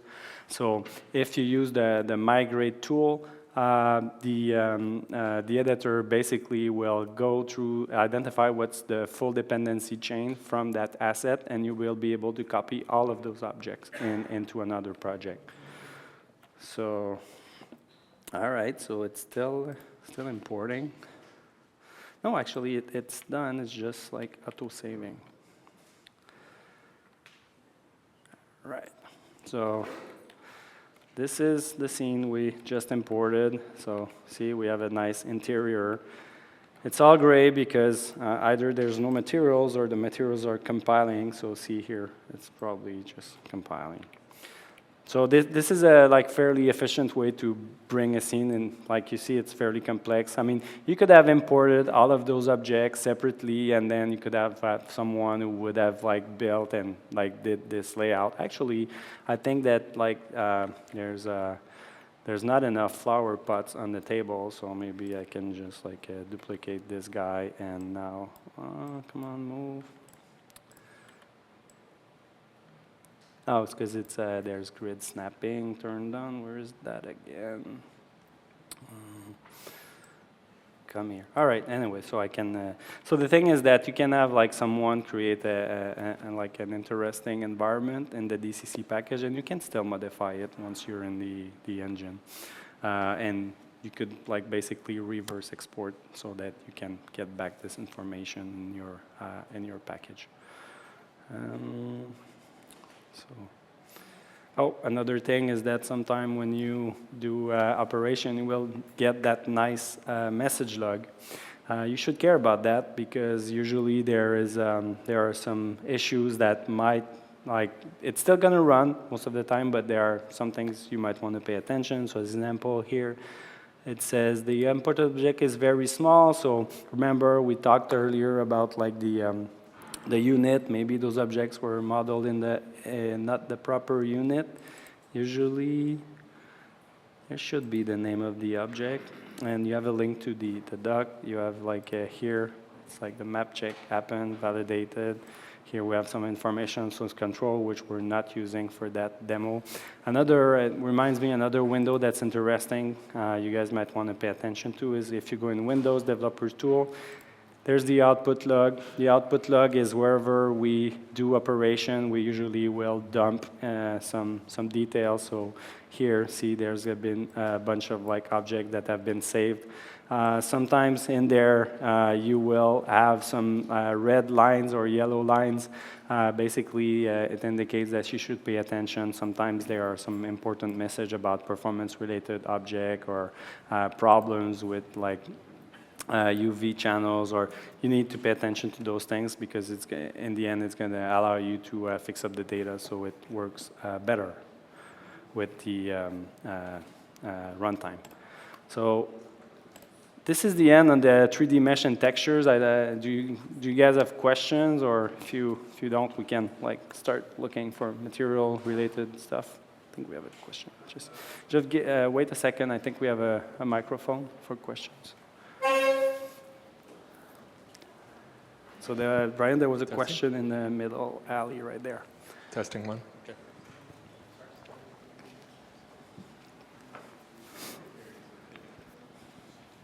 Hi, my name is Khaled. When you bake an object and gives you light maps, is there a way that you can freeze that bake? So for example, after baking, you need to for example, you want to move the object. And Yep. once you do that, it loses the light map. Yes. Right. Is there a way that you can freeze that light map? Or, I mean, for Well, example, it's a chair or a desk, you know what I mean? Yeah,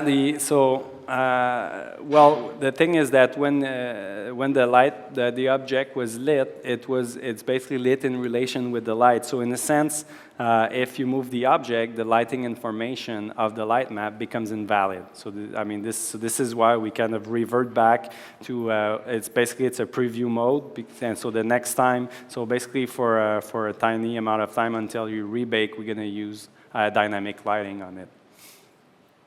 Okay, next question. Well, actually, you can.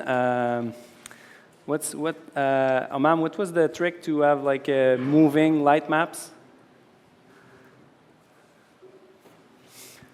It's actually not a trick, it's a workflow that we can use for having a static object that you bake the light maps, but you can still move it if you want after you bake it. So the way to do this, you need to switch the object to be a movable object, but you need to tag, or like there's a checkbox for that object that says light as if it's static.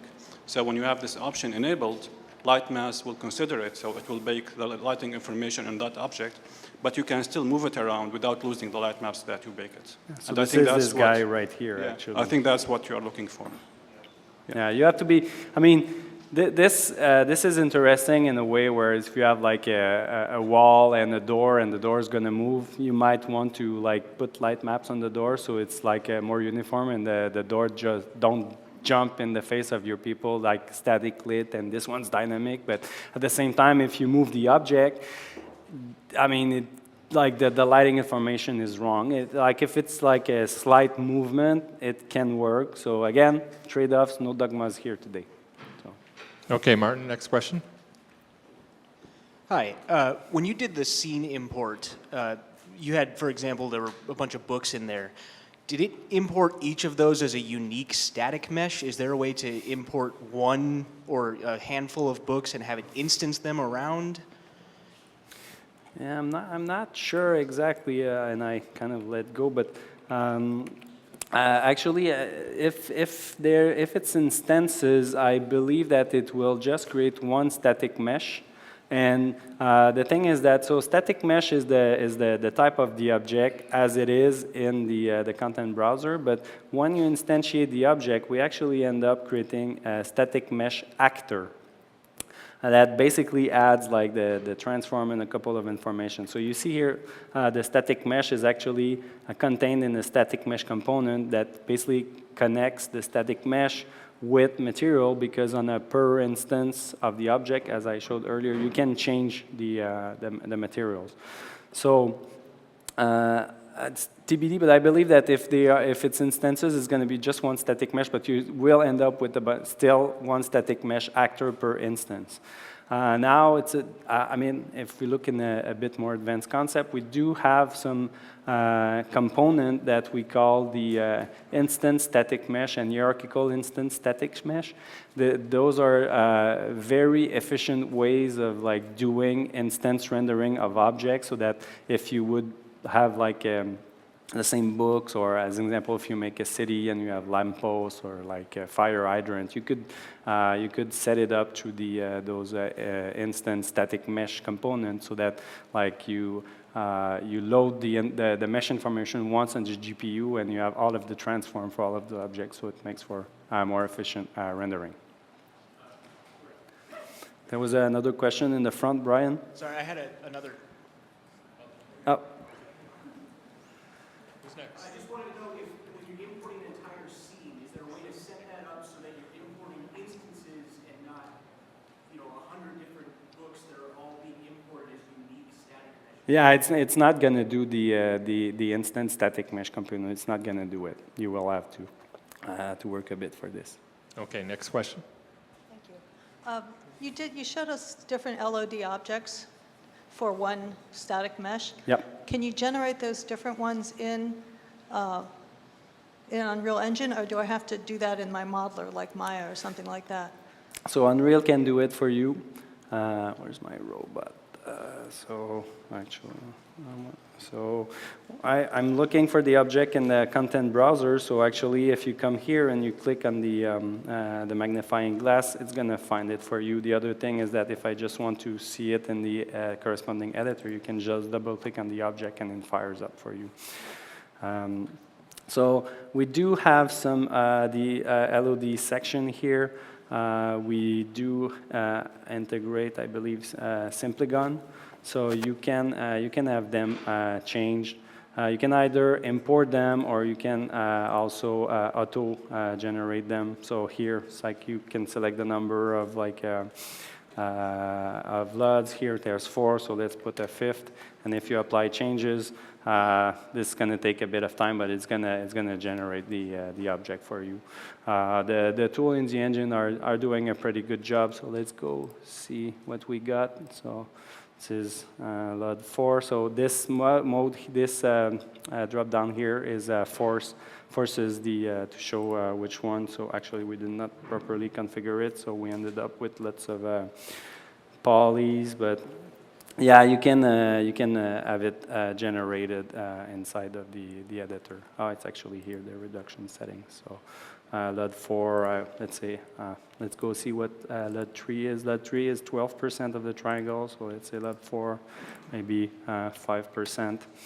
And you have to apply changes, and now it's gonna bake it down. Might take a couple of seconds, but yeah, I mean, you can do it. Next question. Hi, my name is Pascal. I work for advertising agencies, so basically people who don't know what they want. So in my projects, I have things to change all the time. So I would like to ask about preset and asset management. And for presets, for instance, when you buy a series of shaders on the marketplace, once you downloaded them and they're in your vault, you have the option of uploading them into your project. And as far as I know, you can't do that yourself. If you can't create your own library and have it, you have to manually move the files in your, on your hard drive. And second question, once your assets are in your project, if my client says, well, I don't like this chair, I want to replace it with that chair, I know that you can replace the actual mesh from the static mesh, and you keep the materials, right? There's no way to replace one asset by another with all its materials and textures directly. I'm not sure I got that. So the first question, we should take it offline once I'm done during the lunch. I'll be happy to discuss that with you. The second one, the second question is, I have a table in my scene. Yeah. My client says, I don't like that table. You have another one in your project. I would like to replace it. Is there a simple way to say replace that object with its position and scale with another one? With Well, yeah, I mean, the simple way would be to come here. This is the static mesh actor, as I explained, and it points to a static mesh. So basically, you would look here, and in your case, it would be like you were looking for a table. So table, do I have table? Yes, I have a table. So all right, here we go. My robot is now a nice coffee table. So yeah, you can change things really fast. One last question, because I still have lots of content for you guys. So. Hi, my question's back to the full scene import. Yes. Does it make a blueprint or does it make a full level scene? It makes a full level. Okay, when you imported before, did it make a blueprint? Is that what I saw, or a blueprint actor? I'm not sure about this one. Do you know, Amam, or in terms of like importing a full scene?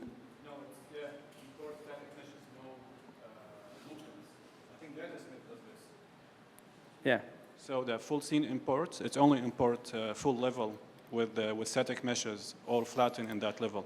It doesn't generate a blueprint where it encapsulates the static mesh inside it. All right. So let's move on.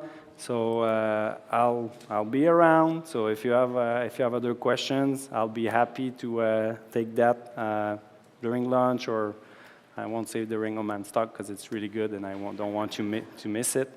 And I can also end cards to some of you if you guys have questions we don't have time to cover today. So, all right, materials instance. So this one is packed, and I mean took my time, so I might have to go fast. But the good thing is that my last part, I mean, Omam is basically covering most of it. So don't worry if we don't get to that. All right, so this is the overview for that section. So Unreal uses PBR. You guys are in film, you know what PBR is. So basically, our calculation are more like the interaction of the light with the surfaces. So how do you express that? We have our old trusty material system, which is basically a graphical editor where you express the calculation that you want to apply to end up with expressing a surface. This actually ends up generating HLSL code, which is kind of the special code that GPU know how to use. And this is why I was talking about compiling, because this actually ends up making code. So if you guys are working on a shader, you're creating a material, you are programmers now. You are writing like cell code, but through graphical programming. And I mean, a bunch of like DCC tools offer such things. So if you guys use Udemy, they have a nice procedural toolkit, which is essentially programming. So every time you make changes, we need to like compile a tiny bit of like code that can be executed by the GPU. This is why when you make changes, sometimes it can take a couple of seconds before you see the result. Usually it's not that long. So a material is basically a recipe to express how a surface will look. We also have like what we call material instances. So a material instances is a variation from a material. So let me check if... So I have some example of material instances. So all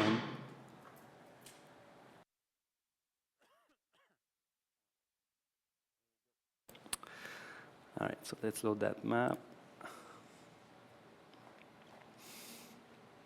All right, so see here, compiling shader. I forgot to open that map before the demo, so we have to go through this small calculation. See, fairly fast.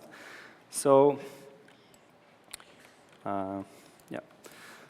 So here were all of those balls basically use instances of materials. So we can express different types of surface. So this guy is rubber. This guy is metal, kind of gold, actually. So let's go what they look like. So here, for this gold metal, we specified a gold texture. We specified a gold normal map, a gold roughness map, and a couple of like other parameters that we control.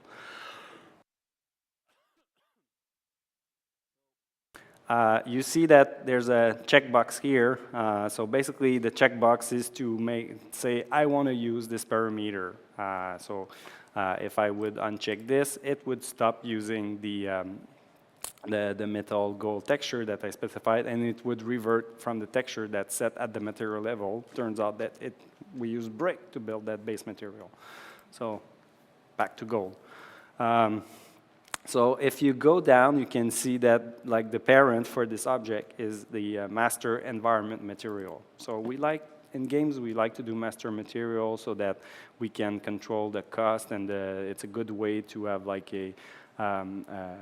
keep the look over the entire project, so you don't end up with 10 types of golds, or if you end up with 10 types of gold, they kind of look fairly the same because they will interact the same way with the light. So here, this is basically a generic material, so it can like you can play with the power of the roughness. So if you look at like this box here is all the different like types of like information that you can send to the shader. So you have like the base color, which is the albedo. You have like the metallic state of the object. Specular is something that's kind of going away because we replaced it with metallic. Roughness is how gritty the surface is. Is it like super flat or super rough? So it's like a roughness of 0 is like basically a mirror. It's going to reflect light. Emissive color is light is emitted from the object. This is good to use if you have like an object that you want to. We have a we have a mode that's basically is the where is it? Can't find this one here. You can use the unlit mode, which light won't affect, and then you can use the emissive color, so that can be good for neon types of object and stuff like that. Anyway, so this is the recipe that's going to give us the look of the object. I mean, we could spend the entire day on that, which we don't have time, but I mean, this is the master material. You see we have a bunch of like parameters that can be exposed. So here, see this guy is a parameter, it's got roughness texture, it has a name. So if we go back to the other guy, there should be roughness texture. So this is this. So this like actually metal gold D, actually in the case of metal will be used from here and will channel until it gets to the final information. So this is a very flexible material here because you can specify the normal texture, a roughness texture. You can also specify a base color and a base color texture that can end up being mixed. An interesting thing as well is here we have what we call a static switch. Which basically here, this is a parameter that actually exists. We see here, and it says, do you want to use a base color or a base texture? In this case, to pass to the base color. And this can be used to optimize a material because sometimes like doing like blends, in this case we have a alert node here. This will be evaluated all the time independently of the roughness setting. Whereas in this case, at compile time, we will optimize it away. And like if we decide that we want to use a base color, the texture part is going to go away and won't get evaluated. So this is a good way to like create your own recipe for your material and give some control to your artists so that they can create variation in terms of the instances. How do you create the instances? So this is our master material, and creating an instance is as simple as right-clicking on it and create a material instance. So now I can name it, and I don't know, magical Gnomon material. And now we can open it. By default, it's using the master material. And all right, I don't like this brick, so let's change that. So here, what do we have? See, ceramic tile. Okay, now, so you can start playing with your mask, and I'm not an artist, so don't expect me to come up with a very nice looking material. Mom would be able to do it, but and you can play. So I don't like the roughness, so let's turn it down. See, as I turn it down, the surface becomes more reflective. So you can play with those parameters. So it's good to spend some time with your material in those editors before you spend some time with the object, because when you're in the object, you're in the viewport, there's lots of lights and there's lots of things that can influence the way it looks. So, you know, dividing and conquering is a good thing here. So you start by working on your master material, the first one I use, and then once it's good, when it looks the way you want, then you can start creating variations. So in this case, we ended up with like a tile pattern like brick wall, and maybe that's something that's nice we want to use in the game. Maybe there's a tagger that like did something on the wall, I don't know. So this is an efficient way of creating your materials, because if somewhere in your project you realize that, oh my God, like we don't like the look of the texture, there's something wrong with the materials, then you can go to the master material and you can make some change. And like basically, I'd like to be able to modulate the normal map. So let's like do something crazy here, and I can just pull the tab, and it's not. I'm an engineer, so it's not gonna look good. So let's here reconnect that. So now we want normal. We like it. So basically, here those nodes, it takes input. So any nodes, if an input is not filled, usually you're gonna have like a field that you can say. So all right, let's go crazy and like 4 times the normal. So by default, you're gonna see the result in the in your panel here, the preview. And if you want it applied to the entire scene, you just hit apply. And now the engine's going to start compiling all of the shaders that are child of that master material.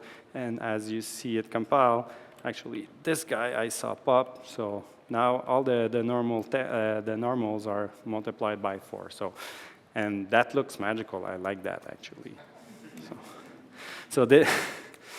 This is how you can quickly apply project-wide changes. I mean, yes, you can for every type of surface create your own material, restart from scratch. But sometimes, in terms of like being efficient and like in terms of like creating more variation, because if you're properly set, you could like whip up like but see by default it's brick. So it's like if we have other types of like a brick pattern, brick textures, brick colors. I mean, it's super easy to create them, and like we know that our shader is super efficient and it gives result and under the conditions for our game, or project or whatever you guys are trying to achieve.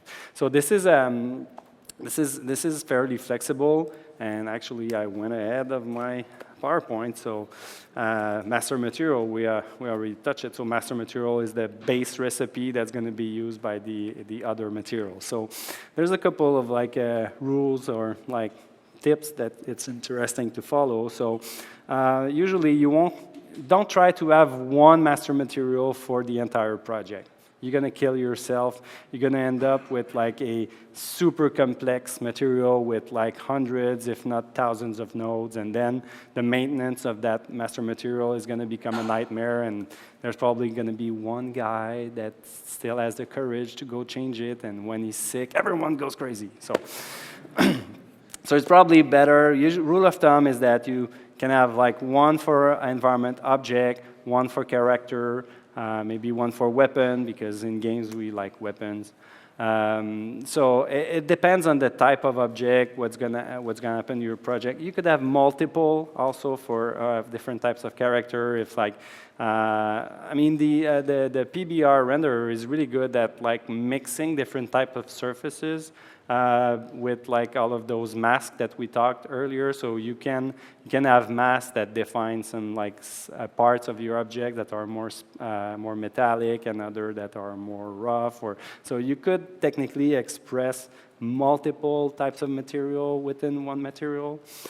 So again, it depends on like what you are trying to achieve in your project. But like for characters, you would want to like spend lots of energy on having a super nice skin with subsurface scattering and like other types of effects that so your characters don't look like plastic. And it's basically stuff that calculation you don't want to do on like this table or like other types of hard surfaces. So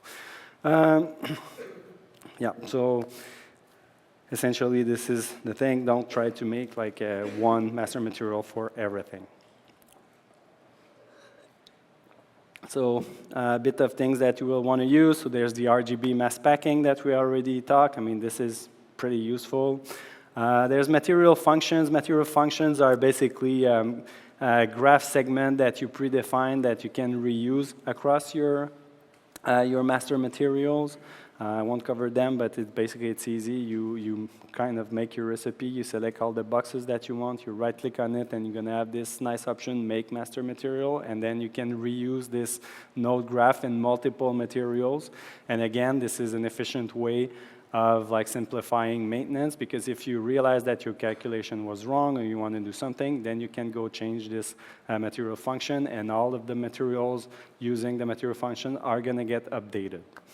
Obviously, the person making that change has a cost because our shaders have to be recomputed, but it's still cheaper than manually, painfully having to like re-edit all those graphs. The static switches are great ways to be able to turn features on and off within your shader. So if you have an object that will not is super smooth or super rough, you can turn off the calculation for branches. So like you have a constant value that's passed, and this results in much more efficient GPU processing. Sometimes you will basically use blending, and at one part of this spectrum you will end up with like a constant 0 because of the setting you put, but you still pay the cost of calculating the 0. So if you know in advance and you can use static switches, that's a great way to go get performance where needed. The other thing that can be interesting is that we have this feature level switch node. Because sometimes you will target multiple platforms at the same time. So for each shading language, you can specify a different calculation. And this is a static node that's like interpreted at compile time. So the usefulness for you guys is that if you ever have to, let's say you work on like a movie project and it's basically it's a desktop experience, so you're going to use shading model 5, which is the base renderer in the editor, and you're going to make it look super kick-ass with lots of complex like specular and whatnot. And then your boss wants you to create a mobile version of your project. And obviously the shader you wrote on PC on like this, I don't know how many thousands of dollar machine, it has to run on a phone that's like in terms of like GPU power is lighter. So this feature level switch is interesting depending on which some of your setting, like ES2 and ES3 are the OpenGL format supported on the mobile devices. So you can have like different path of calculation. So let's say you don't care for some normal work or roughness or whatnot. So you can basically turn off like or propose an alternative calculation depending on the platform. And it's good because it allows you on PC to like have a super precise calculation. And when you go to mobile, well, you end up with like a good enough approximation. So again, compromise, you have to play with your budget. So creating instances, you guys already know how to do this. Editing the properties. So one thing that's interesting as well is that shaders can be a good way to add some dynamism to scenes at a very low cost. So this bush actually is animated to the GPU. We have this shader node called Simple Grass Wind, which actually simulate movement, like based on like time.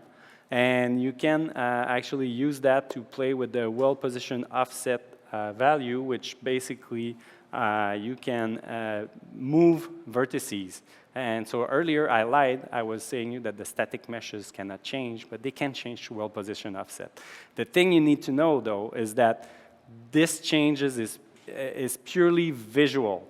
If you want to have collision with the object, the CPU doesn't know about this deformation that you put on the object. In the case of that bush, it's fine because it's likely one that you will just walk through, or the collision mesh has been made a bit bigger so that anyway you will never perfectly collide with such type of object. But this is actually a cheap way to get like decent animation. We do have some customers in Montreal that are currently working on a TV show for kids that like the setting is in the jungle, and basically they get most of their jungle animation for free with that node. All of their materials use that node, so any palm tree, any bush that they put will wave with the wind, so when they render their show, actually they don't have to animate those parts of their scene, which is awesome. They save lots of time.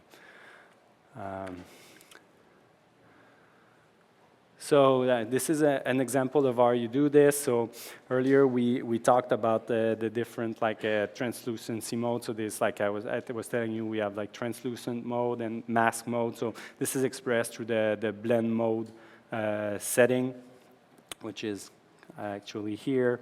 In this case, they were trying to do foliage. So we have the two-sided foliage mode.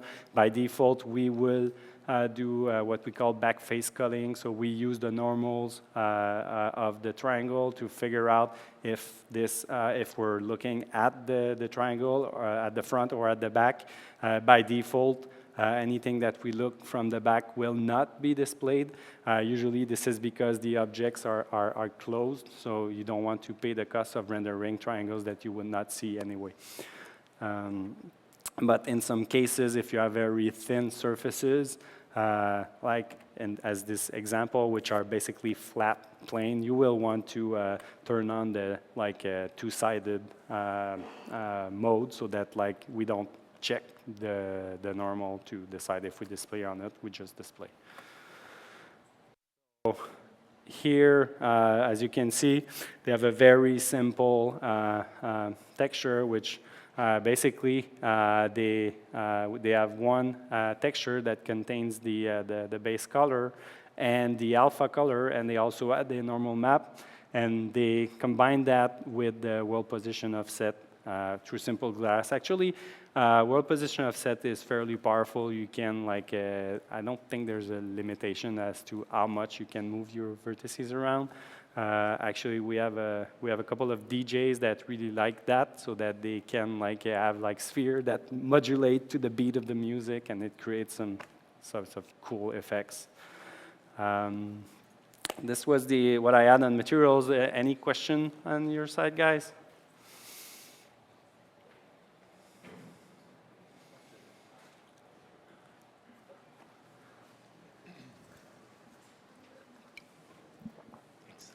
Hello, I'm just wondering about round-tripping the materials. So you showed how to bring in an FBX that might have some complex level and a number of pieces of geometry inside that. Each one of those has material with textures associated.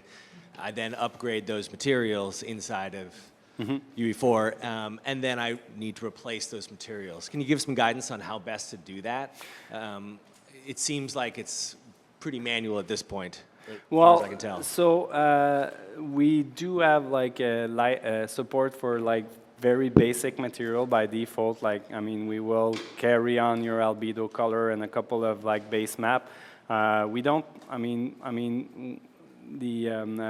Usually the data we get from DCC tools are meant for what we like to call offline renderers, the V-rays and rendermans, and sometimes it's some calculation that's too complex to be done at real time, so we tend to be a bit on the simplified side.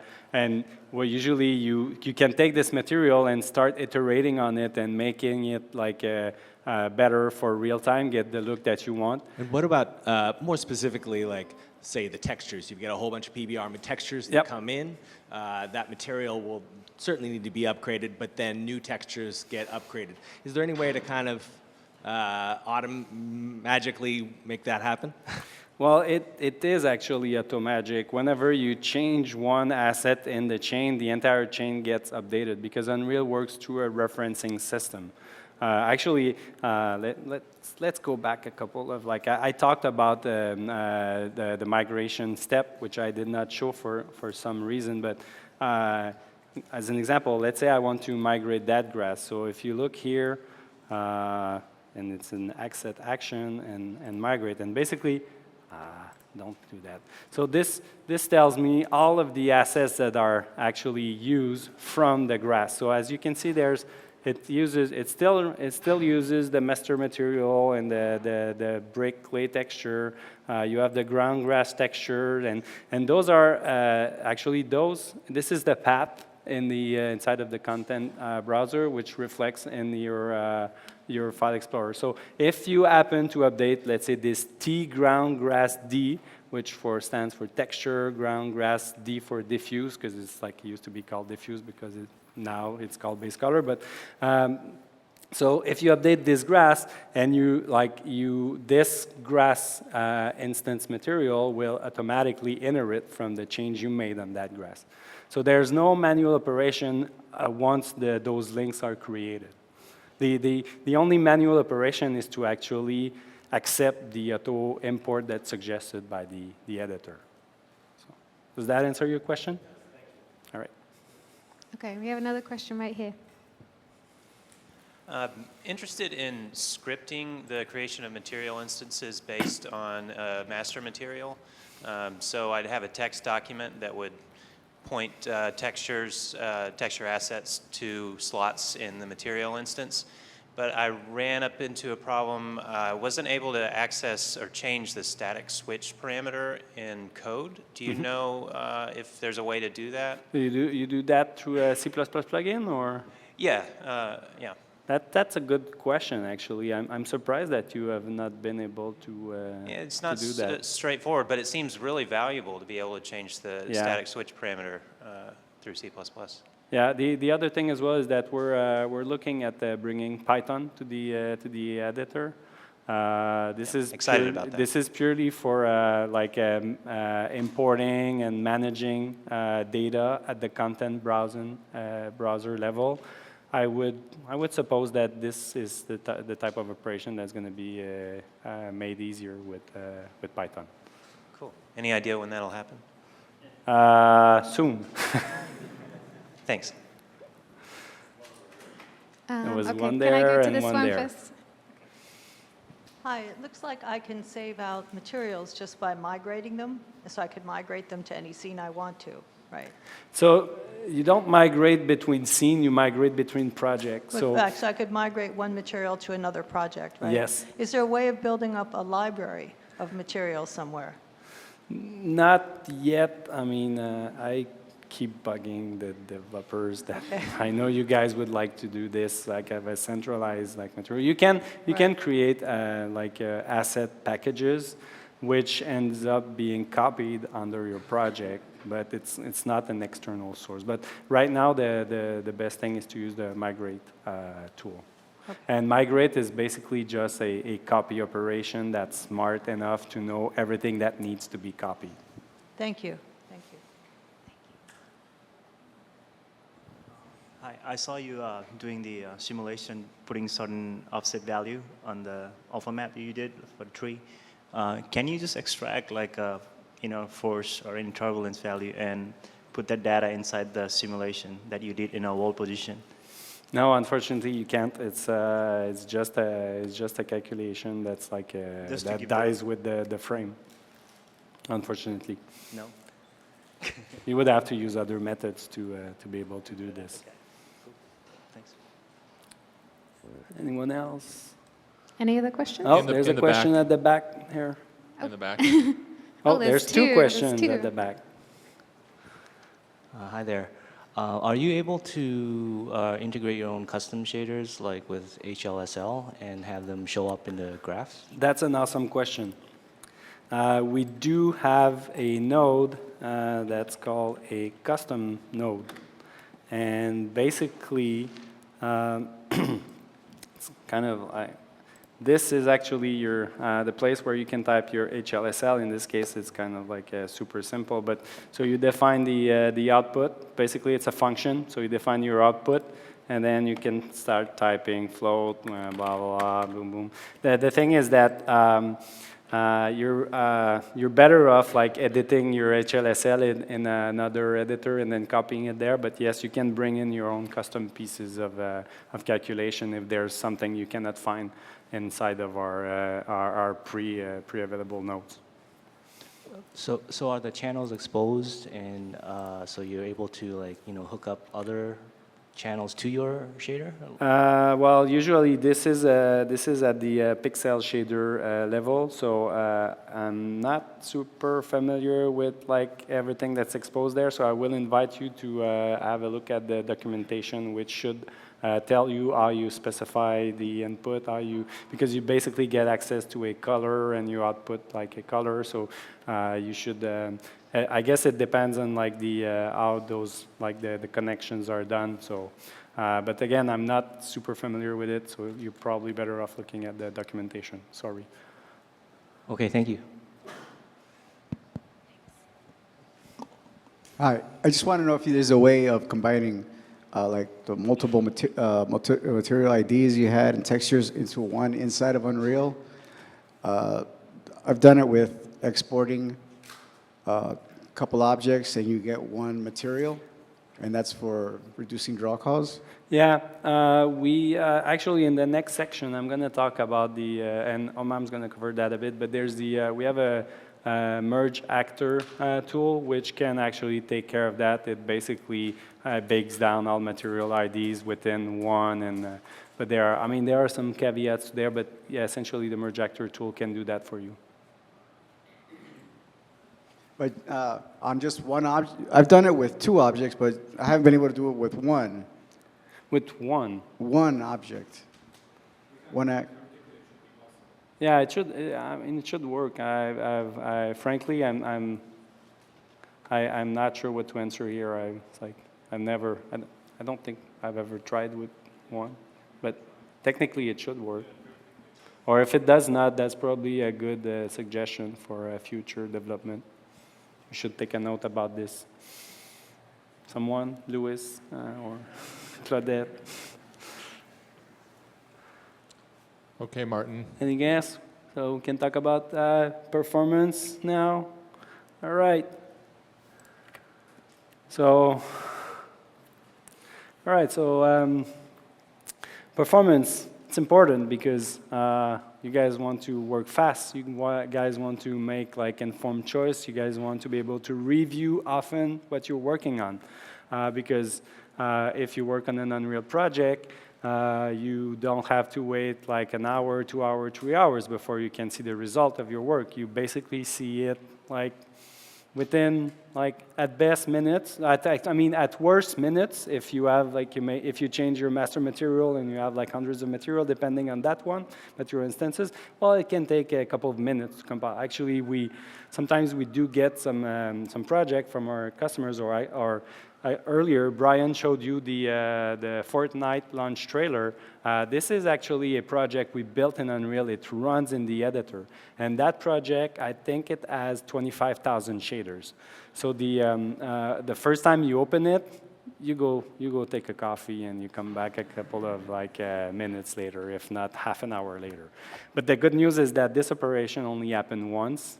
And then you have a local cache. By the way, it's not related, but it reminds me, we do, so when we compile shader, when you saw also at some point it was generated like as SDF information.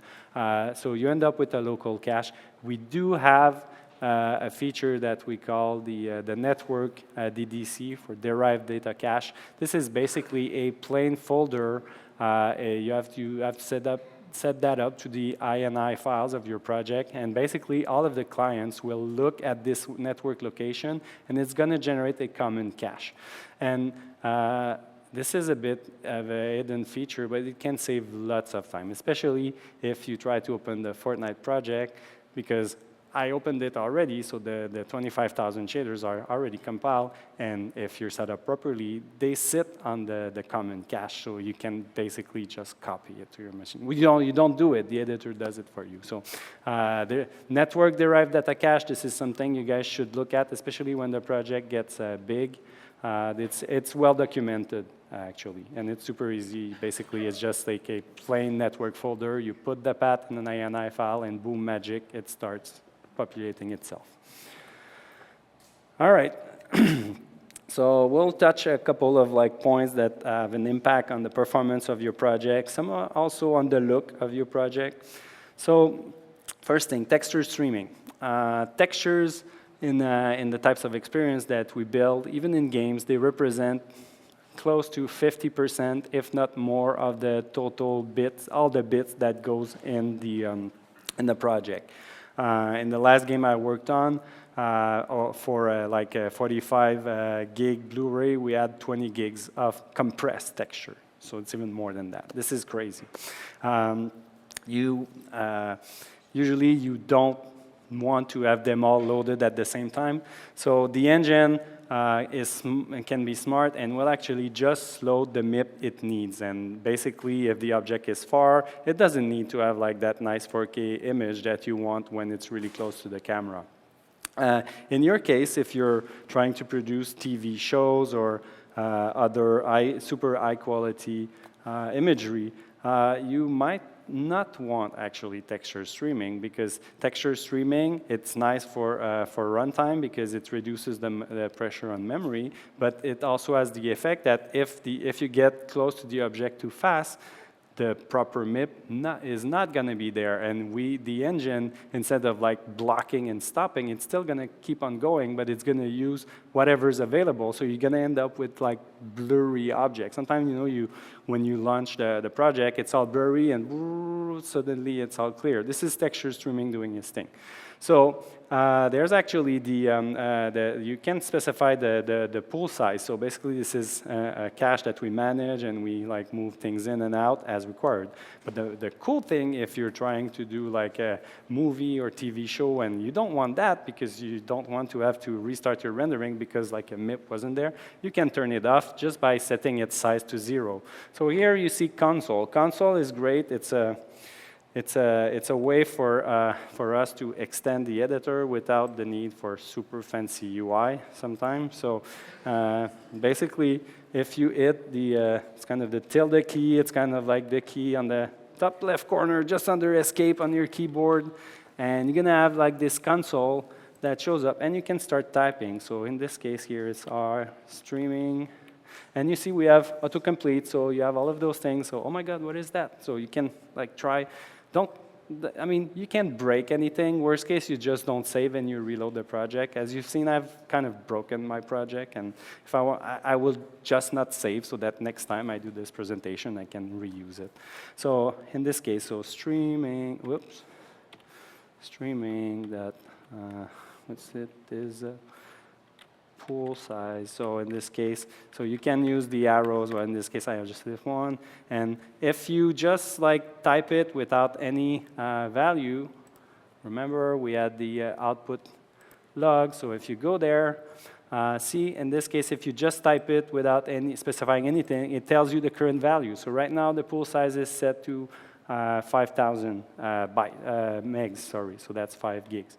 But in this case, this is super high-end, so I don't want some texture streaming. So the good news is that it's a bit like a Linux or Windows command window. So if you just like hit up and down, it shows you the list of the last type commands.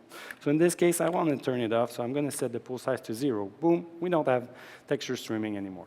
So you can do this at the editor level, but for a project like that, what's interesting is that you can go to the default engine.ini file, which actually is, so all of those I've been talking a bit about INI files. So this is just a list of like parameters that are stored in text form that you can survive like sessions between the times you run the editor, sorry.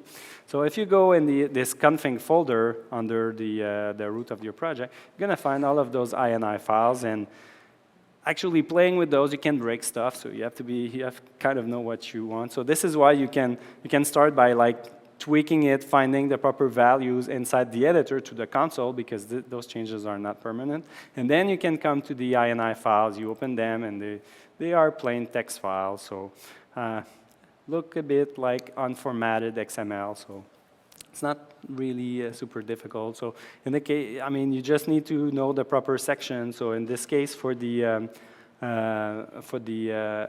texture pool size, you go under the script engine that renderer settings, and see the Sam who created that demo had set like the pool size at 5,000. So, this is a way to like make sure that you can propagate changes across the project, across your teams.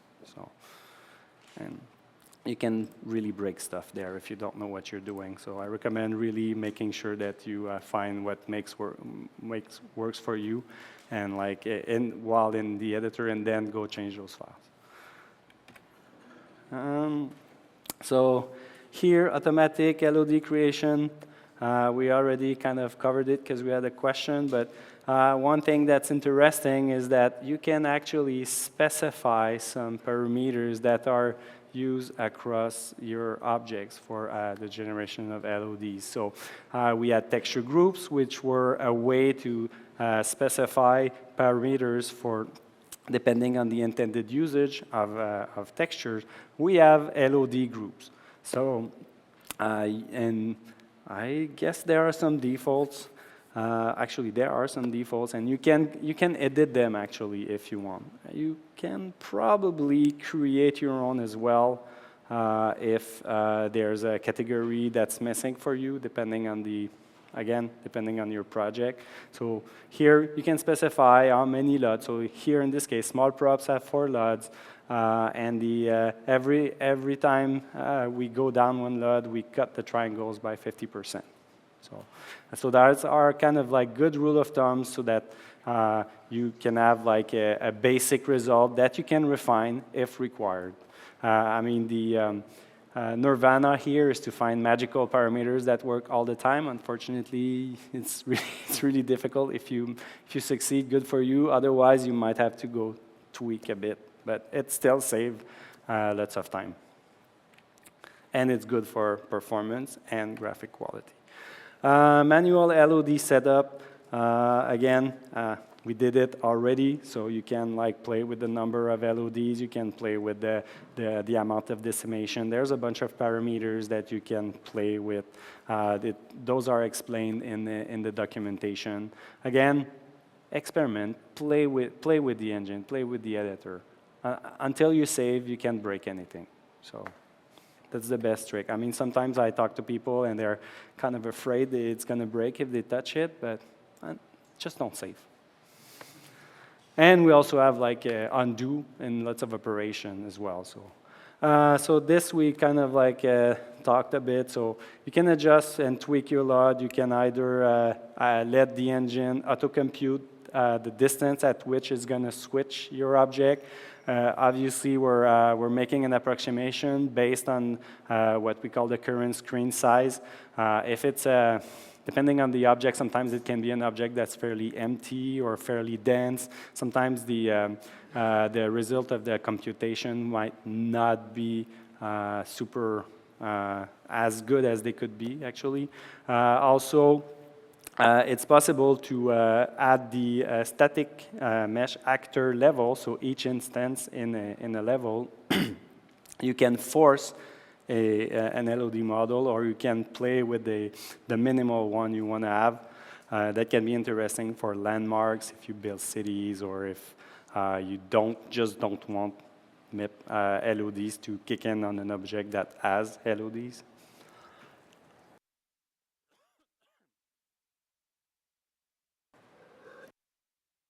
Projector tool, we talked about it a bit. So again, it goes into reducing draw calls. So you take a bunch of objects and you merge them together so it becomes one object. I have an example on this. So, all right, let's get back some.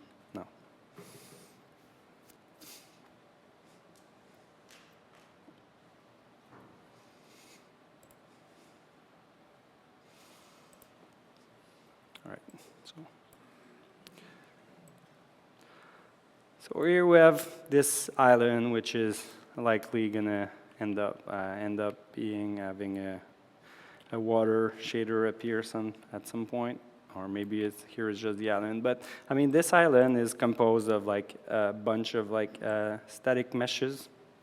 So as you can see, there's like 65 actors. So as you're going away, I mean, if those objects have LUDs, the LUDs will kick in. Actually, let's check if they have. So you can come here and see, this guy doesn't have any level of detail, which can be bad. If you realize that like you end up with too many objects, you can use the merge actor tool. Merge actor tool, where is it hidden again? Omam, can you help me? Sorry?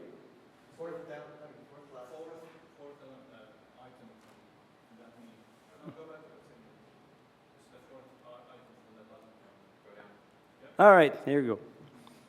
See, we work as a team at Epic. Thanks for saving my butt, guys. So basically here, you basically select a bunch of actors that you want to merge. So you can do that by holding Control, or you can just do it in the world outliner. So you select everything that you want to get merged together. Here you have kind of the list of everything that's selected, and then you have a bunch of like parameters that you can select. You can decide if you need UVs. You can, because it's going to be a new object. So do you want to generate like the UV map? Probably you'll want, is like in this case we would. You can like guesstimate a like resolution for the light map. You could also decide to merge material. Why don't I have it right there? Why isn't there? Hold on. What? Oh, yeah, it's because, yeah, you're right. So if you want to do that, you do it through LOD. So it's like here you specified and level 0. All right, yeah. So now I can. It's gonna do it for the LUT 0 of the object. It's gonna pack all those textures, all of those materials together, and it's gonna give us an approximation of the material. So I'm not gonna run it because it can be a bit long. So I do have, it's kind of like a cooking show. And the cake should be ready soon.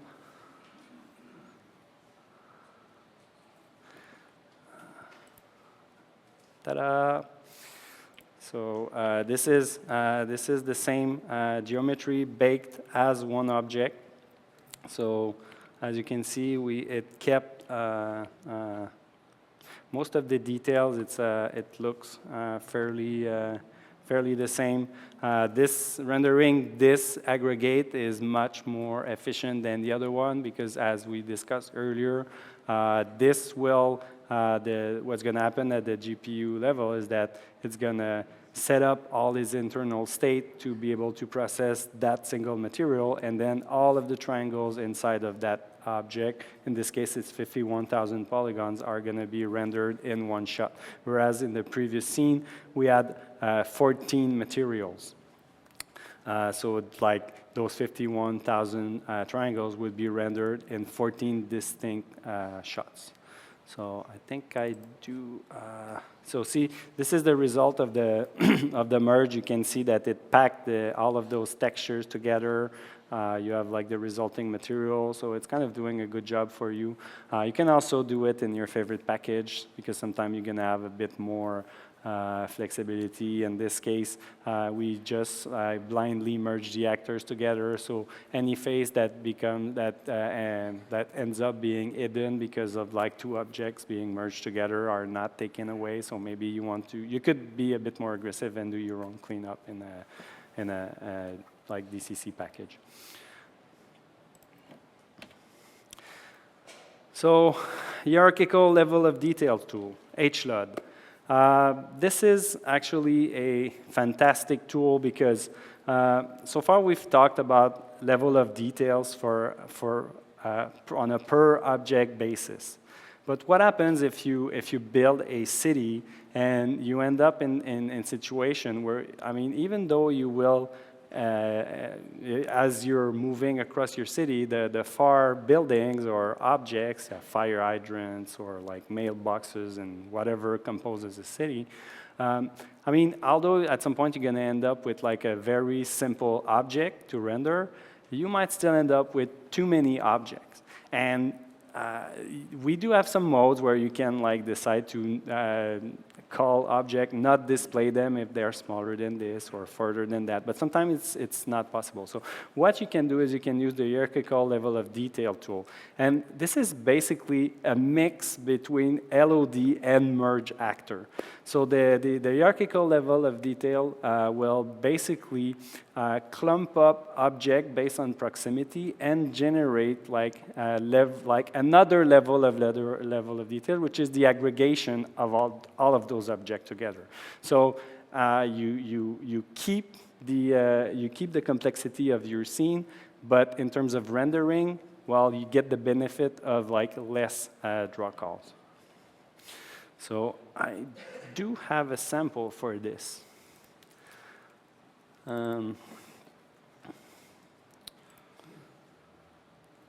All right. So,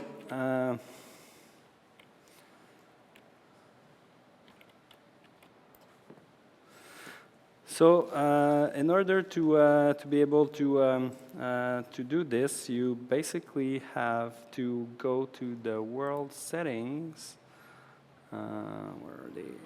Which are here, and you have to first turn it on. So, actually, so this is the HLUD section.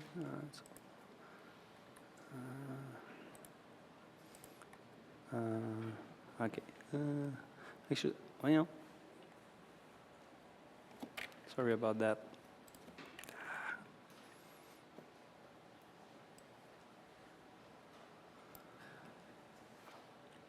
All right, so it's already turned on. So you go here, you go to Windows, you have the hierarchical LUD outliner.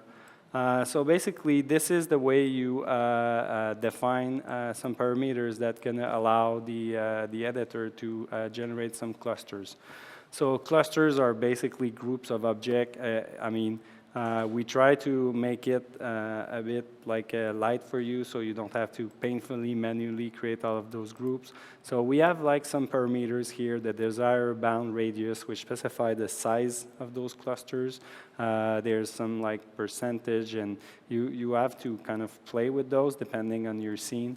So first thing is just generate clusters, and so here this was super fast. It basically created a bunch of like the clusters, but right now it's just like, actually if you see, there's this sphere here, which is like the LOD actor 0, and basically this just the zone that this actor would encompass. So anything that's inside of that like sphere will get aggregated as LUD actor 0. If you look here, you have all of those objects, and basically it starts to like clumps object together, but it's not generated yet, so it's just basically what would be the aggregation model. But maybe I don't want this wall railing inside of this actor, so I can move it around between different objects, or I can drag them.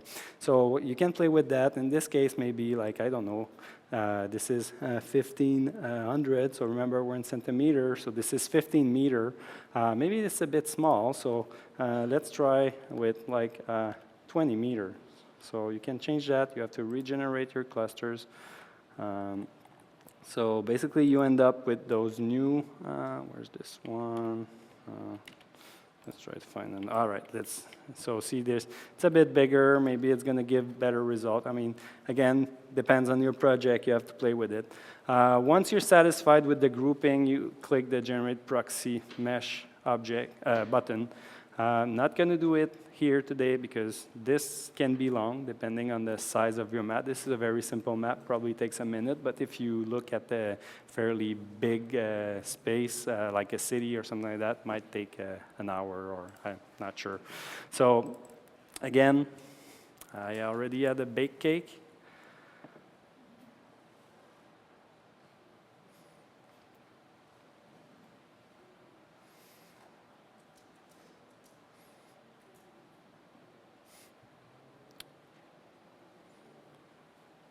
Right, no, I don't want the books.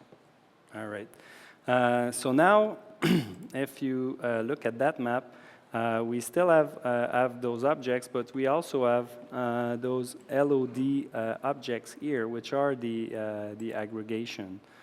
So if I kind of move them around, well, this one is fairly simple, but this one, see, this one is kind of a group of other objects. So as we move like back and forth, the engine actually decides which level of details to use. So basically, it's going to start with LUT 0 of the object, so like all the super detailed object. And so right now, I mean, those guys would probably be LUT 0. Actually, we do have a mode where it shows you which LUTs are used. So I think those ones are all LUT 0, and as we pull back, it should. It's because those objects didn't have LUTs actually. I would need to go back to our robot friend to really show you. But as you pull back, when you're far enough, it's gonna switch to the cluster mesh. So instead of like in the original scene, it doesn't say how many objects, but I mean we had like actually we can know. It's like we just need to reload the. No, I don't do that. But I mean, you end up with less objects sent to the GPU, and again, since it's a bit far, I mean, the level of precision is not as important. Sometimes you can also have like different shaders because sometimes there are like effects that are not visible far, or actually one thing you want to be. Anything bright, specular-ish, you want to be careful with distance. Sometimes what you can do is just like in your shader, tone it down with the distance because it's possible to know the distance between the pixel and the screen. So that's a good way to eliminate some specular aliasing.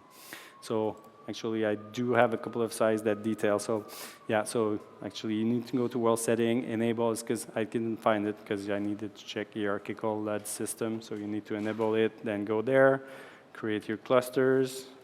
The volumes, Omam is going to cover this in more details, but we do have some heavy calculations. Sometimes you want to be able to define the volume into which things are happening.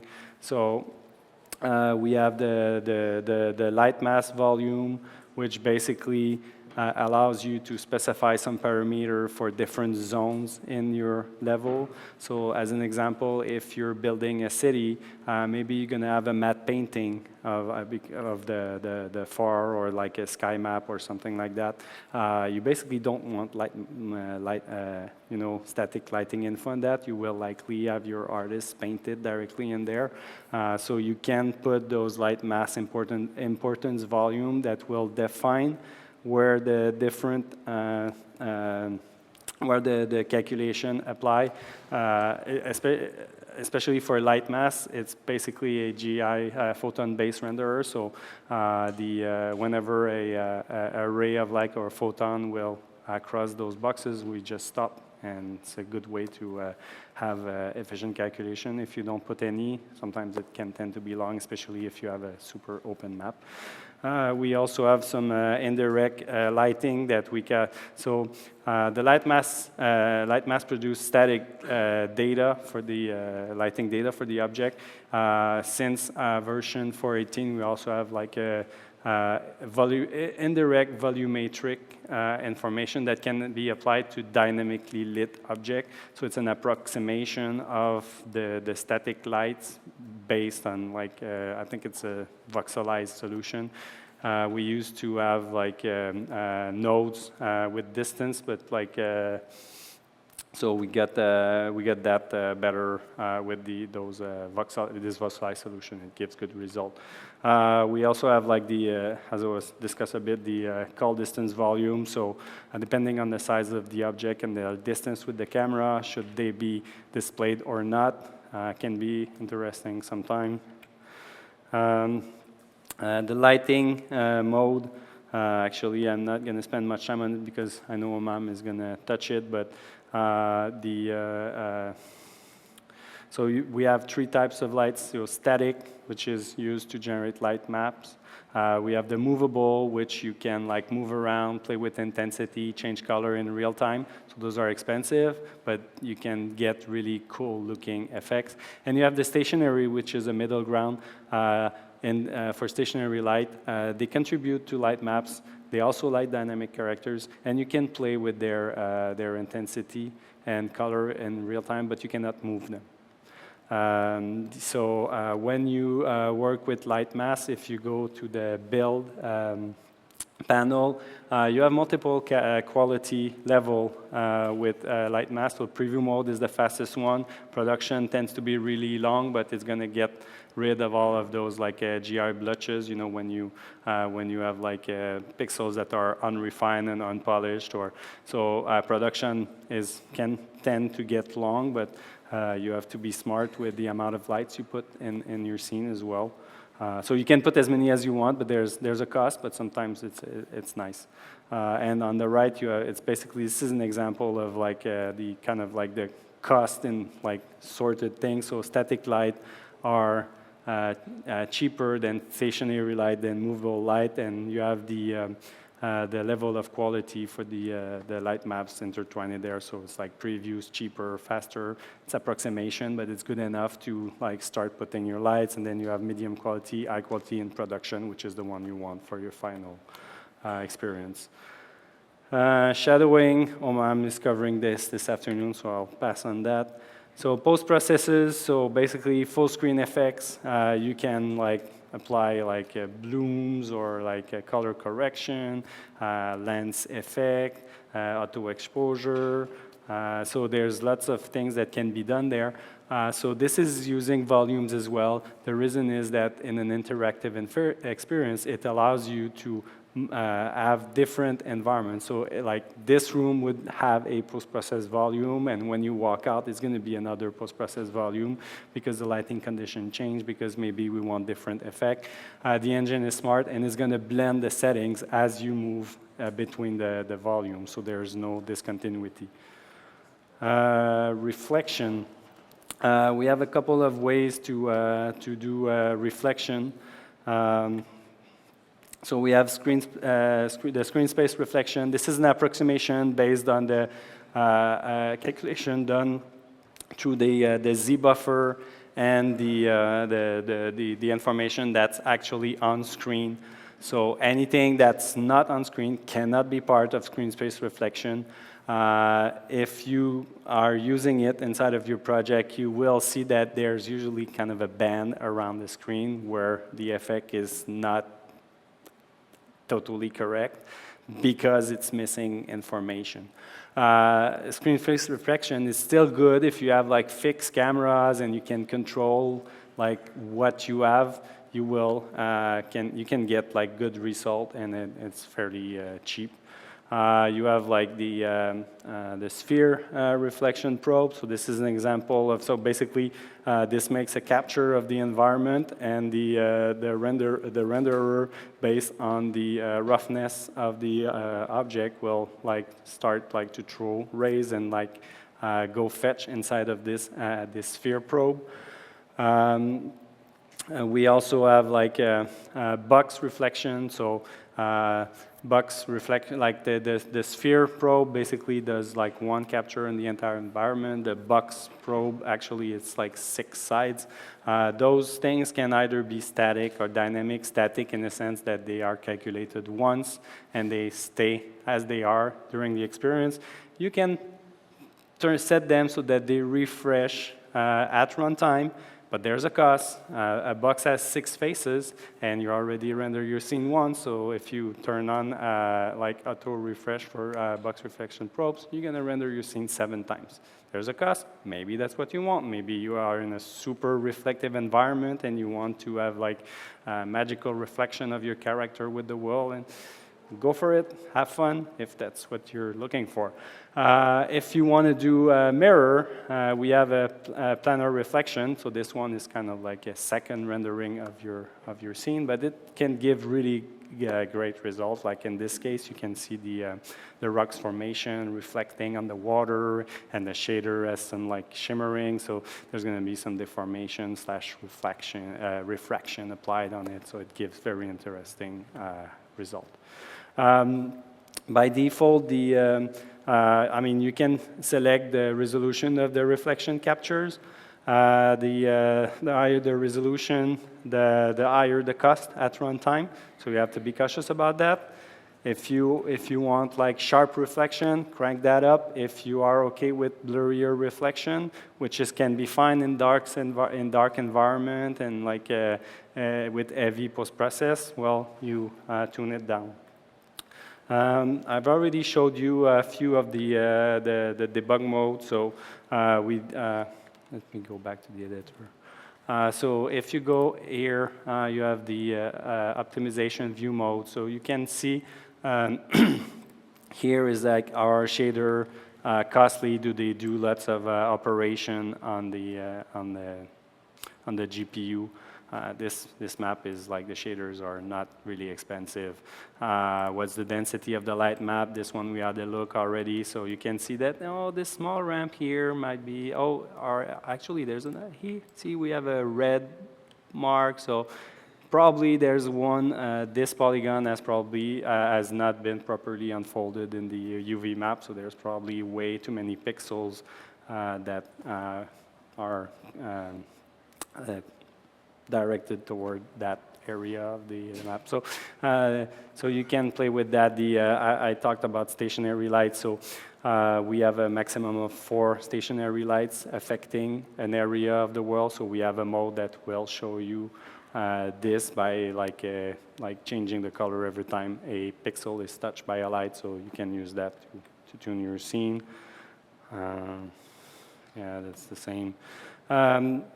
This one I showed you already, so the complexity, shader complexity. So in this case, the grass is transparent. Transparency usually has a high cost because it needs to read the buffer and like do a bunch of like blend operation. Again, this is not inherently bad, but like if you turn this mode on and it's just red, maybe you can get like a bunch of like extra frames per second back by optimizing this. This one is the overdraw. Again, transparency tends to generate overdraw. It's hard to fight. Actually, the RoboRecall team did a presentation on how they got to 90 frames per second. I know this presentation is available on the web, and they actually describe how they fought overdraw. This is really interesting if you guys look for it. Showed you already the console, so there's a bunch of command that we call stat, so statistics. So you can get statistics on the memory, on the frame rate. Omam is going to cover that this afternoon. Finally, there's GPU profiling. So Omam is going to show you like the big cannon. This one is kind of the quick and dirty version, so I'm going to fire it up. So let's go back to. So if you like go to the console and you type profile GPU and you hit enter, it basically records what happens on the GPU. So this is 1 frame for that scene, and you have a nice hierarchical view of where it's spending time. So here it spent 0.07 millisecond in the pre-pass, and like actually it takes 2.6 millisecond to render that on the GPU. So you can see where your bottlenecks are. So this part is big, probably. So this is the post-processing. It's 1 millisecond of post-processing.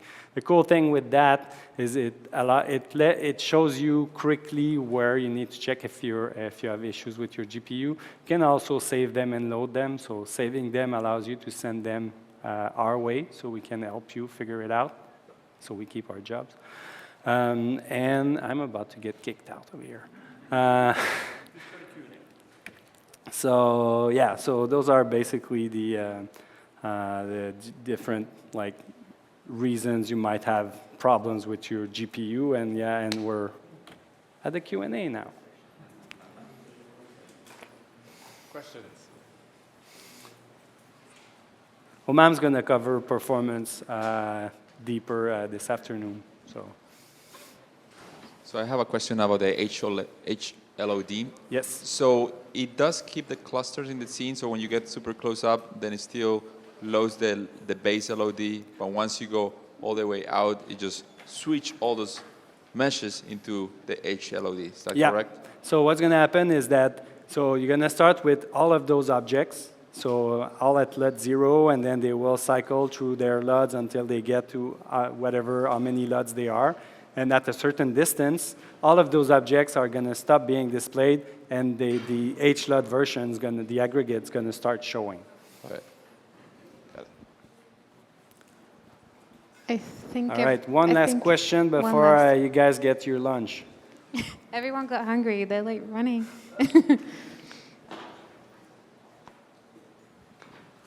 Hi, I have another question about the HLODs. How much control do you have over the clusters? Can you control LODs for those as well, or is it all kind of automated at that point? Well, I mean, you can decide what objects are in what cluster. I must admit, I'm not sure if they use the LUT 0 or the... But I mean, does the cluster itself have LODs? I think the cluster can Like if have it turns into a LUTs, cluster and then you continue to get farther away in like an open world game or a game with large sight lines, will the cluster start lotting itself? I think it does, but don't take me 100% on this one. I'd have to validate. All right. All right, guys. concludes Thanks for your time, and back to Brian.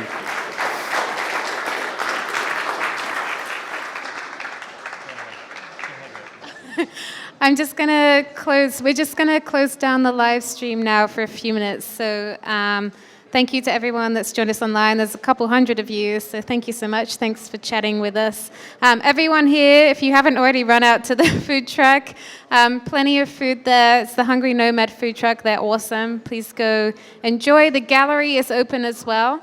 We'll put some music on in there for you. You can hang out in there. We're going to reset the stage in here, but we'll start up again at 4 p.m. That's 4 p.m. Pacific time if you're watching online. And then, yeah, please stick around, everyone. We have drinks for you after Humam's presentation. Brian, did you want to say anything else? Okay, awesome. Thank you.